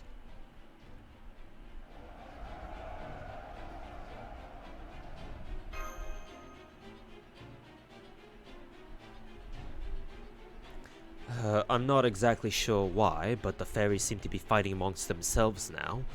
I suspect that has something to do with different clans wanting to keep you all to themselves.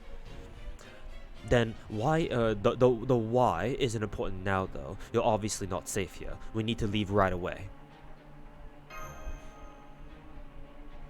Let's head inland. Once we get through this village, we can make our way to the hilly area. From there, there's a highway. Once we get there, we can think about where to go next. But first, yes, we do need to do something about the guards outside. Unfortunately, I doubt you and I alone will be any match for them. Remember, these fairies are all very powerful. There's no way a human could... Oh? Oh good, you're all still okay, thank goodness. I noticed something was off in the village this morning, so I've been keeping an eye on things from afar. Unfortunately, only one eye. It's awful out there. First everyone's yelling at each other, now they've started fighting. Halabaromia was doing his best to calm everyone down, but I don't think it worked. Hey, keep an eye on things near the tent. Don't let anyone near it. I know we killed all the Wind Clan bastards, but there's still some things out there. Ain't no way we're letting those veggie lovers take the humans away from us. We gotta divide them up both even. We gotta divide them both up evenly among the Earth Clan.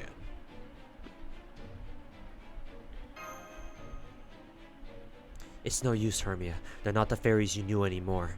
They're being driven wild by their bloodlust. Come with me. I can get you out through the weak stitching in the cloth where I snuck in. You do want to get out into the woods, right? Then, please, trust me. I know a way inland. Now come on, hurry. Why do we not trust you either? Why do I not trust you either? Those are Earth Clan fairies. They look nothing like they used to. How this saddens me. What do I see now but the devil? Stop that, Tristram. You can't play your harp now. They'll hear us. Hey, did you just hear something? Maybe one of the Wind Clan bastards survived. Kesley, Gam, go check it out. The rest of us will head to the tent. Crush their legs first. That'll keep them from running.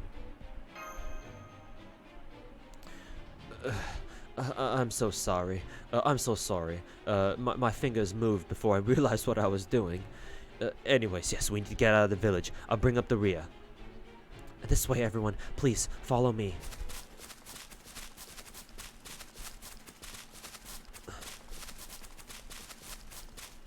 Yeah, god damn it, Tristan.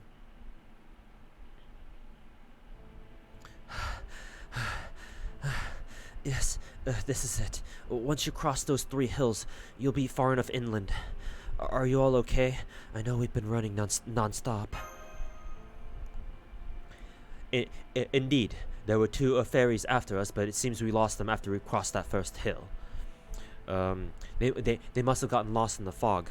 I guess that all that time you spent living outside in the forest must have paid off. Thank you for showing us the way. You've been a huge help. But are you sure about this? Now that you've helped us escape, doesn't that mean you can never go back to that village? Yes, it does. But please don't worry about that, Mash. My home is safe now, thanks to you. Now, please, don't worry about me. You need to leave the forest as soon as possible. Do we not notice that the right side of her face is all fucked up? Or do we forget about that too? I mean, wouldn't be surprised. Go, quickly, before the villagers find you. I have to put more distance between you and them. What's that mark on your face? What mark? I can smell the wind now. It smells just like good old Salisbury earth. Soon we'll be out of the woods. Not much longer. Beautiful Britain, you haven't changed a bit. You're just as I remember when I had a name. Almost there, just a little more. I see a slope up ahead. That must be the last hill. Once we cross it, we'll be out of these woods. Thank you. We could have never made it this far without. Wait, what's wrong?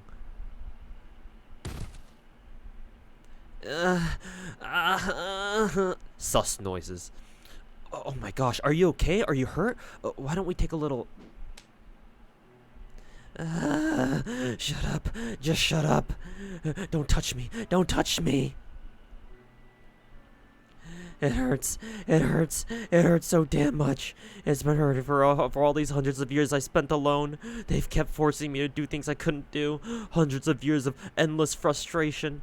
Nobody ever helped me before. Nobody even noticed me before.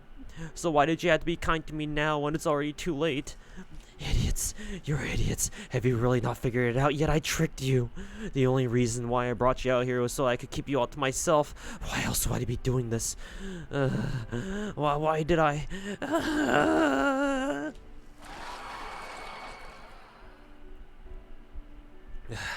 Get ready, Tristan. Hermia, she's not a fairy anymore. She's Moors now. Just a thing that can no longer speak or listen. It's a dark sludge that fouls the world just by existing. It is Britain's curse, and it is death to fairies.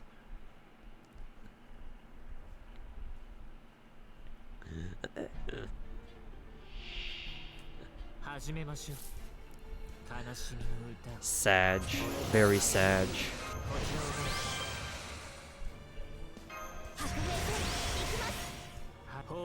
So let's go for max damage here.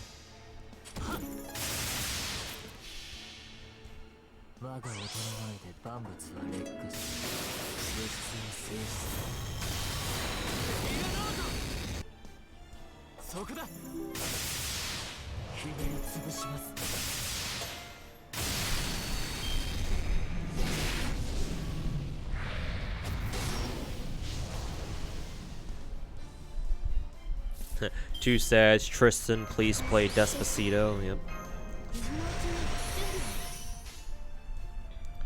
Please play Despacito.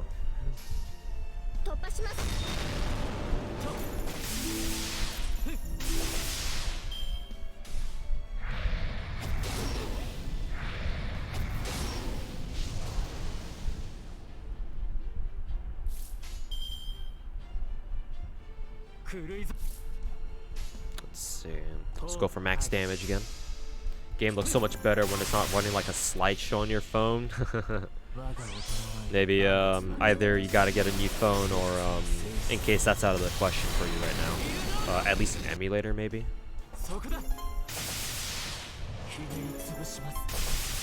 Unless you have to play it on your phone, in which case, yeah, not much you can do about that.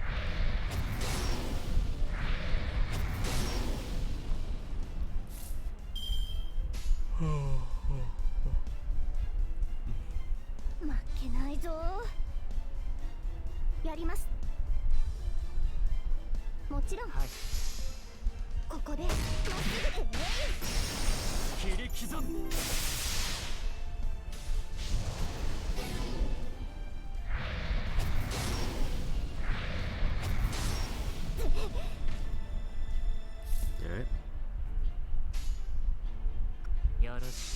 Quick change. Resisting every debuff, yeah. Too bad the Moors guy fucking focused her ass though.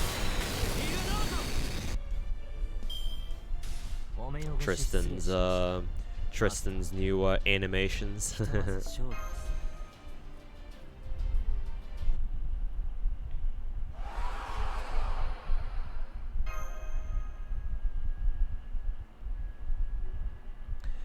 Be careful, Hermia. She's not done yet.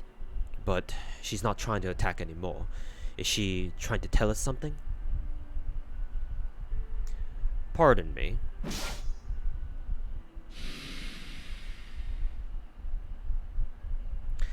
I hope you don't mind. I didn't want to make you three put her out of her misery.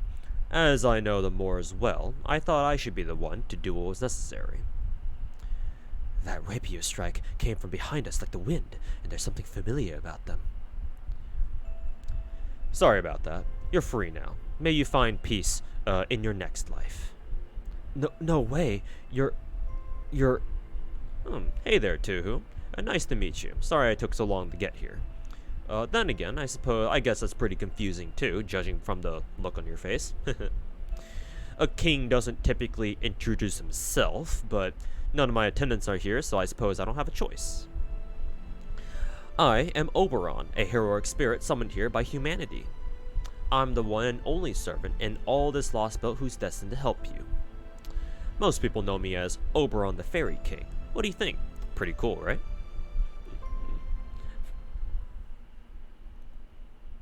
Really now? You're the only one? Why are you so sus? Are you really? Are you now? Most people know me as Oberon the Fairy King. What do you think? Pretty cool, right?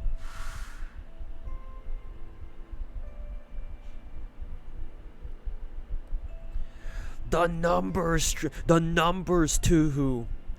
What do they mean? I remember.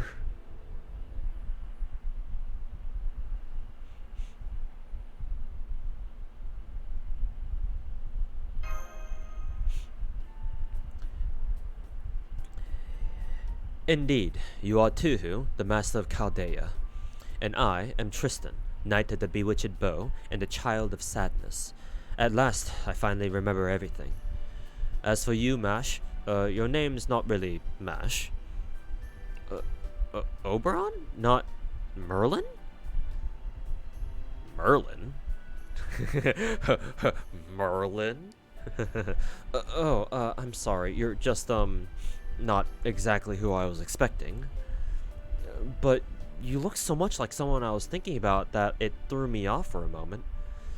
At any rate, I remember who I am now, too. My name is Castor. Artoria Castor. Oh, but that's kind of a mouthful, isn't it? Really, Castor was just my name in the village I was from, so please, call me Artoria. Well, I'm relieved to see you got your names back. Now, we'd better hurry, or you'll get caught in that fog again. Go on, get going. See those trees over there? That's your goal. First, you should all see what Britain is really like. After that, we'll have plenty to talk about. Who's Merlin? I agree. Let's go, Tuhu. It's time you saw the Twilight Island home of so many fairies. The utopia of wind, earth, and life, blessed by song and rain, the Isle of Britain. Yeah, modern day Britain sure fucked up, huh?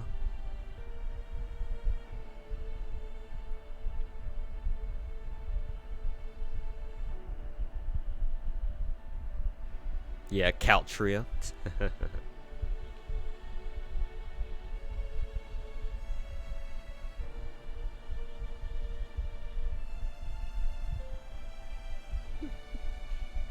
Please fix the Altria bug. Yeah, I would like to report a bug. Artoria's name is spelled incorrectly. Pure prisms, chat.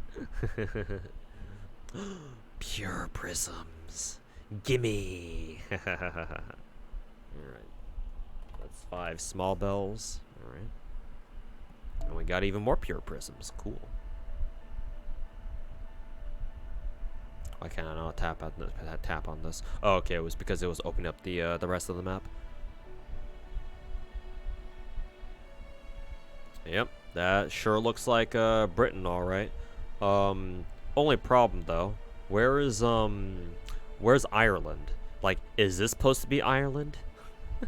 Isn't like Ireland supposed to be like a little bit, you know, a little bit bigger? Where the fuck is Ireland? Does Ireland not exist? Maybe that is meant to be Ireland. It's supposed to be bigger.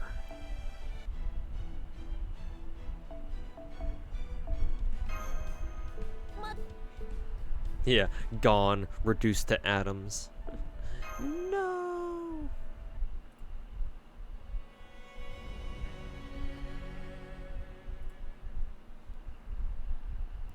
What's Ireland? I'm just making up countries now.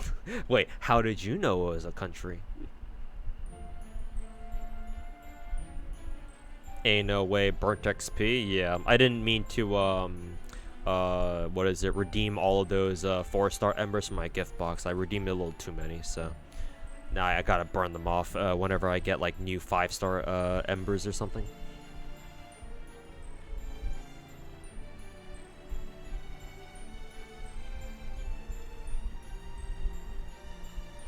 Maybe I should read this. Meanwhile, several days after she got separated from Tuhu, the girl managed to make it out of the nameless woods on her own, ahead of the others. Was it a difference in her innate servant abilities? Simply a stroke of good luck? Neither, in fact. She was simply swept along by a Morse current and unceremoniously spat out somewhere. Or elsewhere. I noticed she's not in her Ortnax gear. I guess her gear must have, like, reverted somehow. Who's narrating this? No idea. The outcome speaks for itself. Deprived of her strength, her equipment in pieces, she can only collapse by the highway. This is bad, very bad, if she stays there for too long.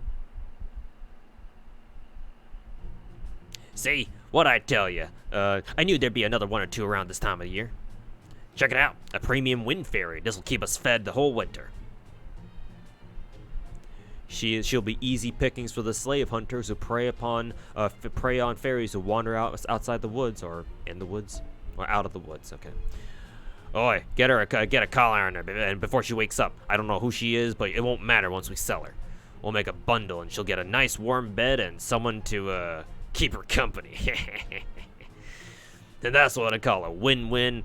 A wolf. There's a wolf here.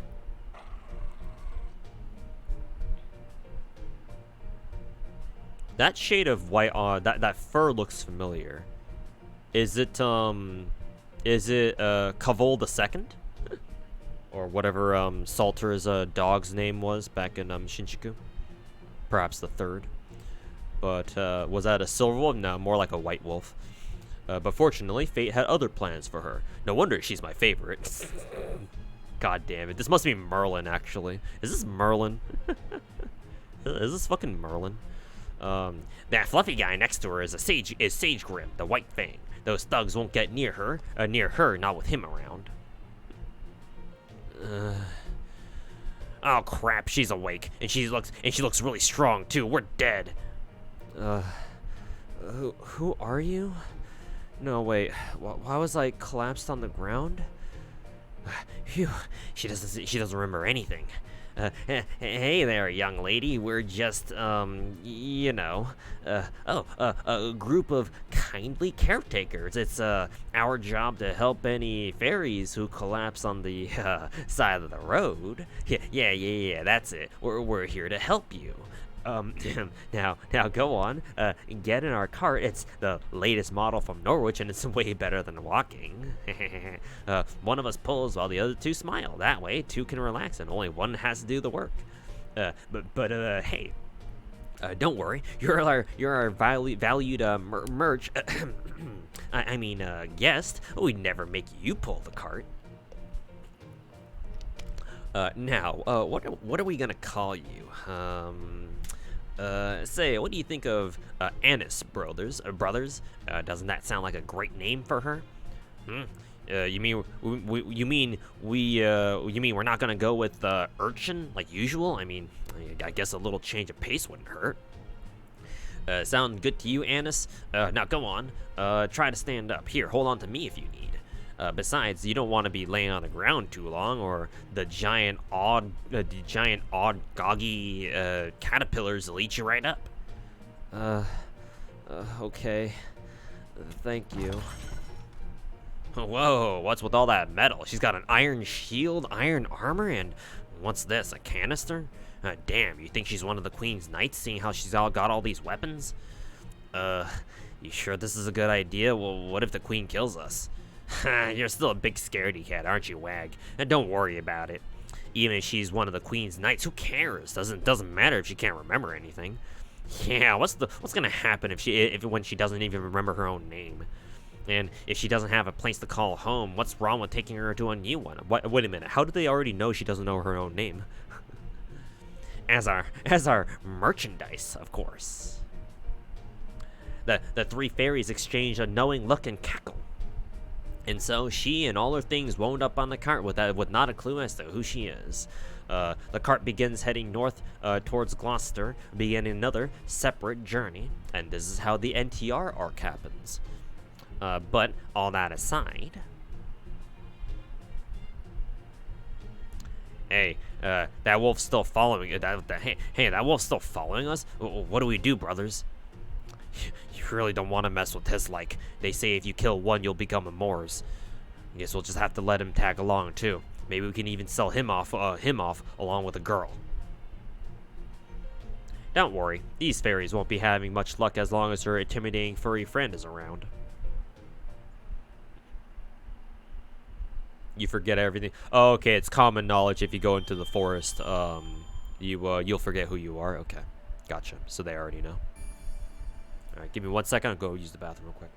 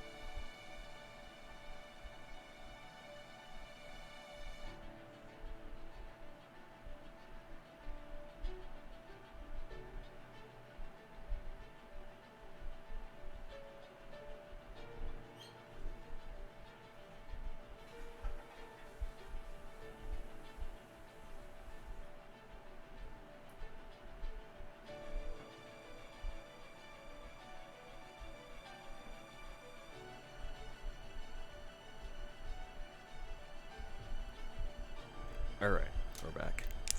Nasu inspiring more horrible mash dojins. I mean, he is the perverted eggplant after all.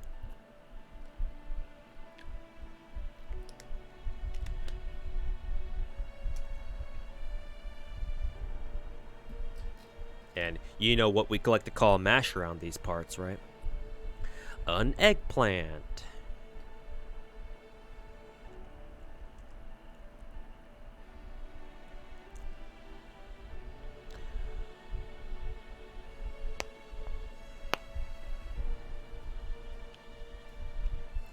Whenever your boss asks you what you did yesterday. Alright,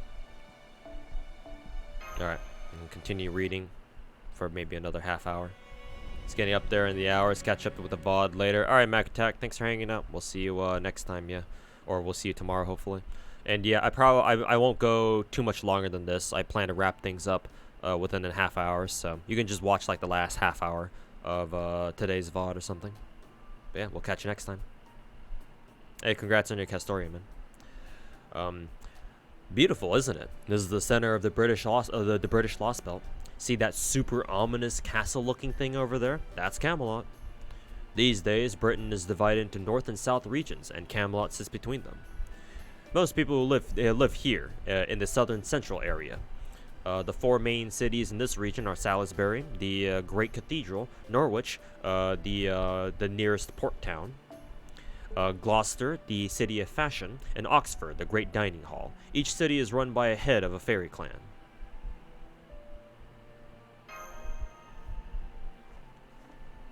Huh? Oh, I see. So there were others from Chaldea with you. I like how they gave like a fade out animation to change his facial expressions. I'm very sorry, but you were the only one I managed to find. And as you can see, it's just me right now, so tracking you down was the best I could do. But that leads nicely to my next point. Can you tell me what this mash of yours looks like? As long as I know what she looks like, I can have Blanca look for her. Blanca? Blanca? Who's that? Didn't you just say you were alone? Oh, right. Here, let me introduce you. It's Yuzu, guys. In the flesh. Pretty cute, right? I talk with her a lot. I guess you could call her my friend. Anyway, she's very neat. Very smart, and above all, she's a hard worker. If anyone can track down Mash, she can. Okay, now that that's settled, how about we start by sharing what we all know with one another? You tell me your story, I'll tell you mine. Yeah, small bug.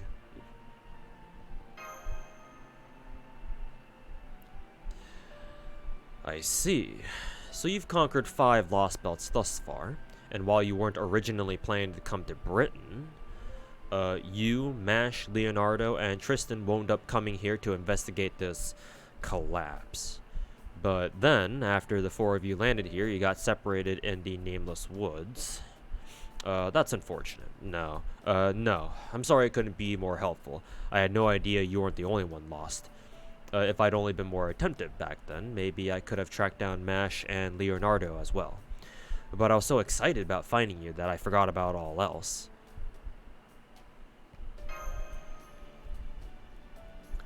Why were you so excited to see us? For the time being, there is one thing we can and should check. Why are you not answering my question, Oberon? Mash is your contracted servant, right? Then you should have a magical energy connection with her. If it's still active, then we'll at least know she's alive. She's alive, even if we don't yet know where she is. How about it? Can you check on that for us?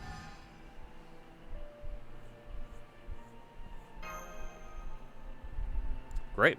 Then all we have to do now is find her. And Leonardo's a servant too, right? Then I'm sure she's alive and kicking too. Fortunately, the fairies here can't tell the difference between their fellow Feyfolk and servants. So long as they're not human, they shouldn't be in too much danger. So let's just stay calm and trust them to handle themselves. Next, Artoria, is there something you'd like to say to me? No, not right now, anyway. Honestly, I'm still trying to wrap my head around everything I just heard about Chaldea, proper human history, the Lost Belts, and so on. Although, getting back to servants, like heroic spirits, is that like a human turning into a fairy after they die or something? And you said both you and Tristan are servants yourselves? That's right. If you want... There goes my voice again.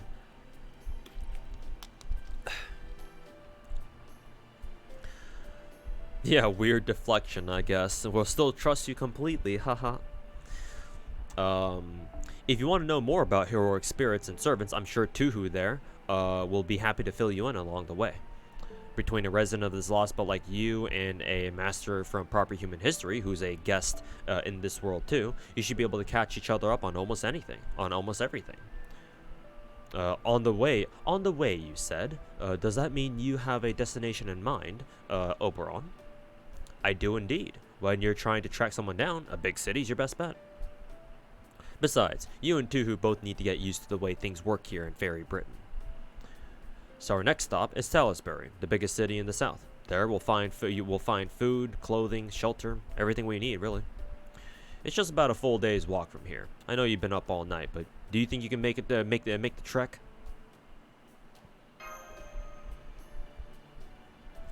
Huh, now, let's not be hasty. I know how you must feel, but like I said, now is the time to take it easy. Remember, Britain is a big place. If you keep pushing yourself so hard, if you keep pushing yourself so hard, you'll burn out long before we find Mash. Don't worry, you can tell she's okay because you're her master, right? Well, my own intuition is telling me she's perfectly safe too, and I'm the Fairy King, so that really means something. Yeah, just trust me, bro. That's great, Oberon, but what's your source? My source is I'm the fucking Fairy King, and so you should trust me. And I'm definitely not making it up. So, let's start with Salisbury and figure out the rest from there. Salisbury, huh? What should I do? It might be kind of dangerous to go back now. But I also can't leave Tuhu to fend for herself. Plus, I don't care what this Oberon guy says. He really seems a lot like Merlin. Would it be okay if I came along too, Tuhu? I know I mistakenly went by Mash's name for a while there, but I want to know more about you and, oh, right, proper human history. I just assumed we'd be coming with us, yeah. Right, of course not. Well, oh gosh, what am I even saying? Jesus Christ. So cute. Makes me want to fucking rub her cheeks together. It makes all of these times Castoria gets flustered. Each time it almost makes me forget that Castoria ate 4,100 Saint Quartz from me last year. These scenes are almost making me forget how much of a bitch she was when I was trying to roll for her goddamn ass. Almost. You're almost getting there, Castoria.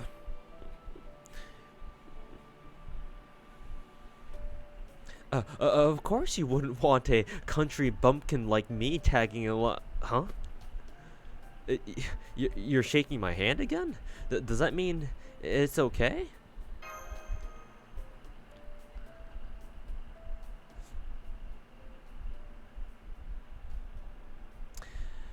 Yes. Now that's a lovely friendship.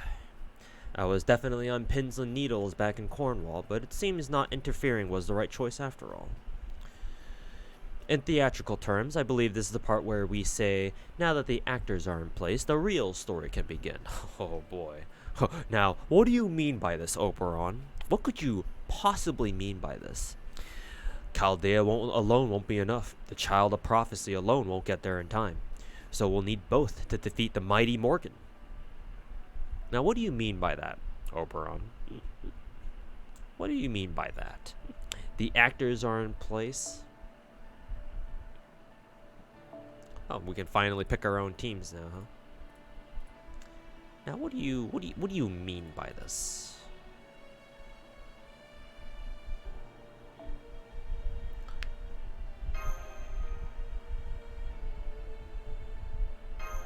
Let's just go with that. Yeah, who wrote the script, Oberon? Who's your script writer?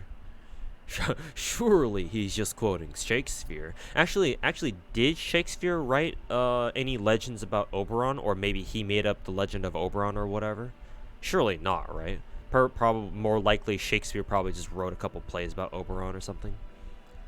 Yeah, just trust me. Yeah, just trust me, bro. Midsummer's Night. Yeah, exactly. There you go. Yeah, literally the Fairy King. Yeah. So yeah, it makes sense. He's quoting like Shakespeare. He's making like theatrical references or whatever, theater references.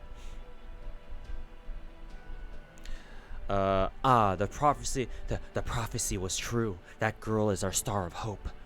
She will be our salvation. She will be our path to forgiveness. She's our savior who drifted to our shores with a ship full of treasure.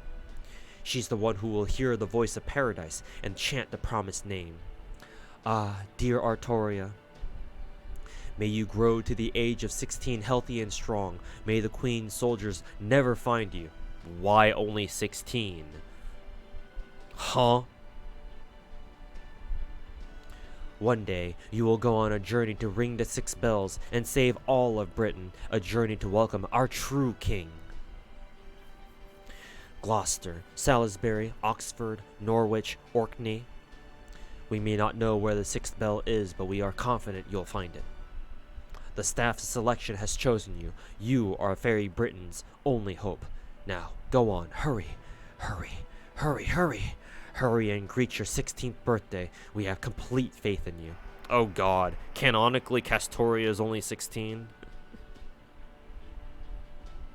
Why only 16, Nasu? Well, I mean, in some parts of Japan, that's the age of consent, so. The village is done for. The executioner squads are here. Hold your head high. Grip your staff tight. Now is the time to begin your journey, Artoria. Remember, no matter what anyone says, you are unquestionably the Child of Prophecy. You're the spitting image of her. How is your voice doing? It's hanging in there. 16 was the age Artoria pulled out Caliburn? No. Was it really? Maybe. Maybe it was. I'm not, an expert on Arthurian or Arthurian legend. I'm sorry. I'm sorry. I'm sorry I'm so weak. I'm sorry I can't live up to your expectations.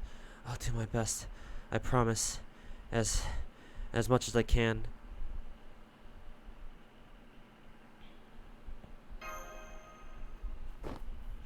Huh? Oh no, was I asleep? I just remember Tristan playing his harp and then. How this saddens me. I was merely trying to soothe your exhaustion. But I cannot help but notice you don't seem to care for my music. My lead. I mean, maid Artoria. Hey yo, Tristan, what? I'm sorry, I'm just not used to hearing music. But it really did help me fall asleep peacefully. I'd love it if you played again when it's bedtime. Ouch. Ouch. You wound me, maid Artoria. What? When did you... No bard wants to be told his music puts people to sleep. Hey, you can't blame her. We've been walking non-stop nearly all day. We're all exhausted here. That's why we're camping out here tonight before making our way to Salisbury tomorrow morning. Yeah, hopefully he means maiden. Yeah, maiden. Maid? Yeah, maiden sounds more like it, or more appropriate. Artoria, can you put up a bounded field to keep wild animals? You can put up a bounded field to keep wild animals away, right? I hate to ask since I know you're sleepy, but would you mind? Maid means young girl in archaic English. I mean, I guess if the timeline, if the age was appropriate, like the period of time, but like in old English.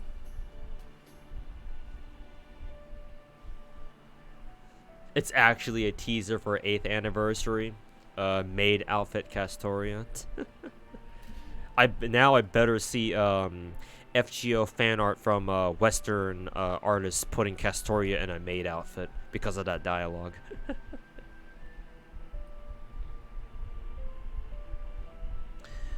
Oh yes, of course. Okay, I'll be back soon.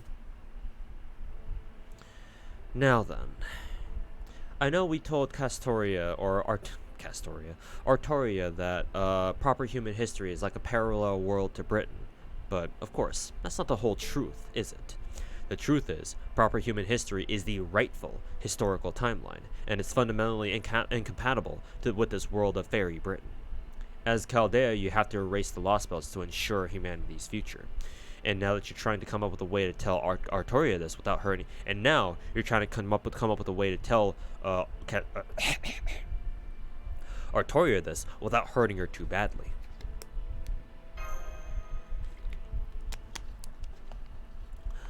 I see.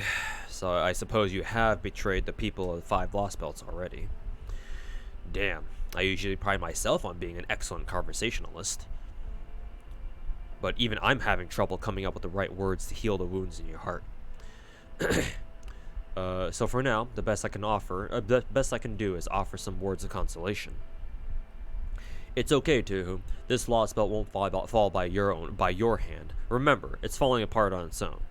If anything, I'd say you're doing it a favor. Really?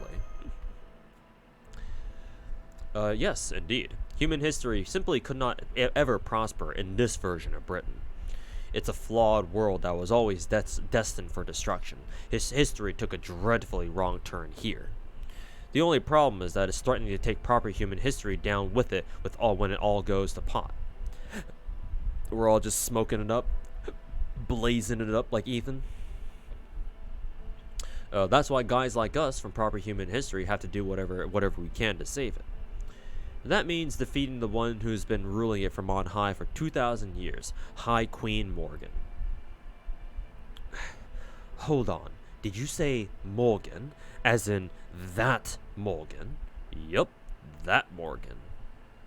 The same one who proved to be King Arthur's ultimate Achilles heel in proper human history, even after he united all of Britain.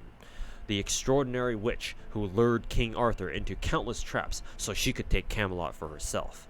And the mother of Mordred, the treacherous knight, the child of King Arthur who proved to be his downfall. She's the one who ultimately destroyed Britain, and here she's Fairy Britain's ruler, and she will bring it all to ruin. to ruin. Let's see. I think you Chaldeans would probably refer to her as this Lost Belt's king. Anyway, based on everything you've told me, it sounds like Morgan's behind the outside world abnormality. So as long as you can defeat her, that should end the threat to proper human history. After that, you can just leave this place to its fate. Whether it falls apart or pulls itself back together, you won't need to feel bad about it, at least. Look, over there. What was it a Lost Belt needs to survive again? A tree of emptiness? Well, I'm guessing that world tree, the giant ash over there beyond the sea, is it. As you can see, it's been dead for a long time, so this Lost Belt definitely hasn't gotten long left. Was it ever on fire? Oh yeah, now that you mention it, it was. It went up in flames not too long ago, then died out again as quickly as it started. I wonder what that was all about anyway. Anyway, I think that's enough talk for tonight. Don't want to overdo the info dump. Fourth wall break that much. So even if you don't remember anything else we talked about tonight, at least remember this: defeat High Queen Morgan, ruler of Fairy Britain. Nice and simple, right? As for the rest, I'll tell you once we reach Salisbury. Once you see a Fey city for yourself, I think you'll have a much better handle on what life in Britain is like. Oh, whoops. Sorry to interrupt, but we got monsters. Get ready to fight, too. I'm so sorry. I accidentally skipped a couple steps when I was making the bounded field, and I ended up summoning a pack of wild birds by mistake. Could you help me out, please? I never thought the day would come when my liege would beg me for I'm sorry. I keep forgetting she's not the King Arthur I knew. Oh, this is so embarrassing.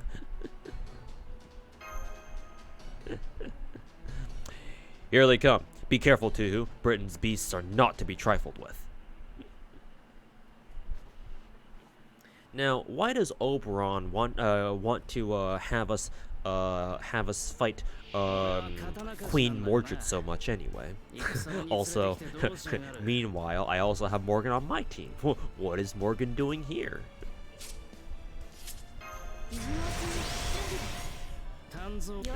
Instructions unclear. Summon Morgan, and now she's on my team, going through Lost Belt 6 main quests. Yeah, surely Oberon is a good guy who just wants the best for proper human history, right? Surely it's nothing nefarious. Yes, of course, surely.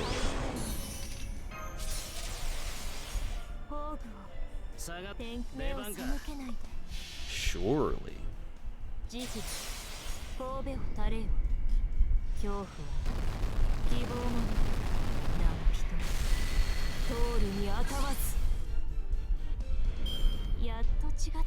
Is this the story arc for the new character Morgan? She is a major character in this story, yes.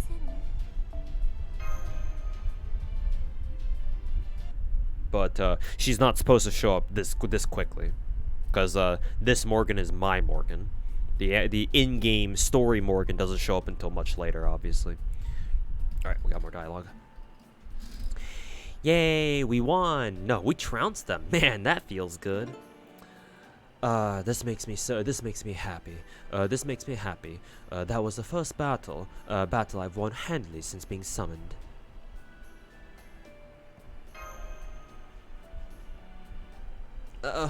Oh no. It's nothing really. I'm just glad I was able to contribute. Ha. I see. So you're already strong enough to handle handle a murder of night crows without much trouble. Very nice. That's even better than I was expecting. Tristan, your bow may not be particularly strong, but its range is exceptional. You're clearly well suited for battles against large groups. With you on our side, I bet we could win no matter how outnumbered we may be. And as for you, Artoria, you're much more of a wild card than you look. Is that strange tool of yours handmade? A rare weapon like that would be very effective against an opponent who's never seen it before, especially as a distraction. And above all, your summons were fascinating too. Temporarily summoning human heroic spirits to aid in battle, huh? I had no idea it was such a flexible and powerful way to fight. I I like to imagine Oberon watched me summon my own Morgan and was like, wait a minute, what the fuck? Yeah, instructions unclear, became Morgan's husband instead. Make love, not war, after all. Human magecraft doesn't tend to work very well against fairies, but summoning heroic spirits is definitely an exception. The only problem with it is how long you can last, given the incredible demands on your stamina, magical energy, and, well, sheer luck. Why is Oberon reading out our profiles like he's an RTS player, reading his units' abilities? Plus, it seems like the longer the battle lasts, the more of a toll it takes on you. But as long as you're careful about that, you should be able to handle anyone, fairy or not. Yeah, the Jackie Chan confused memes, like, huh? Wait a moment. Human magecraft? You can use magecraft too? Why is that surprising? Do you doubt my ability?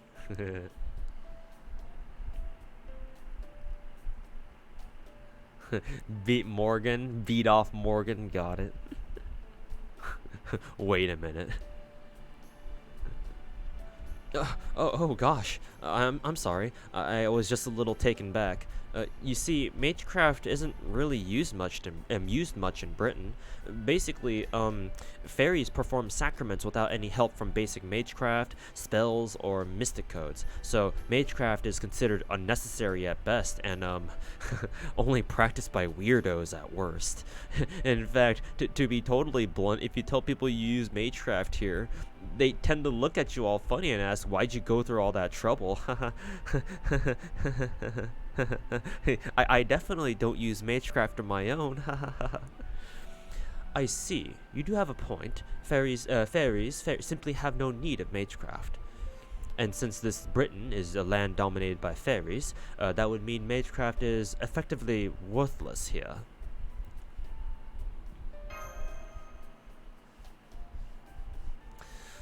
Oh man, after everything I just said, you really went there, huh, Tuhu? Now, it was an honest question, Artoria. You know she didn't mean anything by it, right? Anyway, you don't have to answer it. You don't have to answer if you'd rather not. As for you two, I'd suggest you wait for a better time before bringing this up again. Anyway, I think we might have gotten a little distracted from our main purpose. Now that we've got this nice camp set up, we should use it to get a good night's rest. I'm sure there's more you'd like to know about too, Artoria, but why don't we save that for tomorrow? Fortunately, there are none of the Queen's soldiers, no Moors, and no rebel army around here. And once we wake up in the morning, it's only another, hour's walk to Salisbury. Well, we'll be able to have a much more in-depth conversation. After all, if you're gonna have a fun discussion, you should save it for a nice and relaxing place, right? Why is Oberon being such a leader type? What are his intentions? Do not trust Oberon. He has bad intentions. Oh god, it's Oberon running at you through the boreal forest or the boreal winter. Honestly, I would actually love to see somebody make a the Akari running at you meme, but with Oberon instead. Instead of oh god, it's Lakari chasing you through the boreal winter, it's oh god, it's Oberon stalking you through the nameless woods. Please run, he has bad intentions. Yeah. Oh god, it's Lakari chasing you through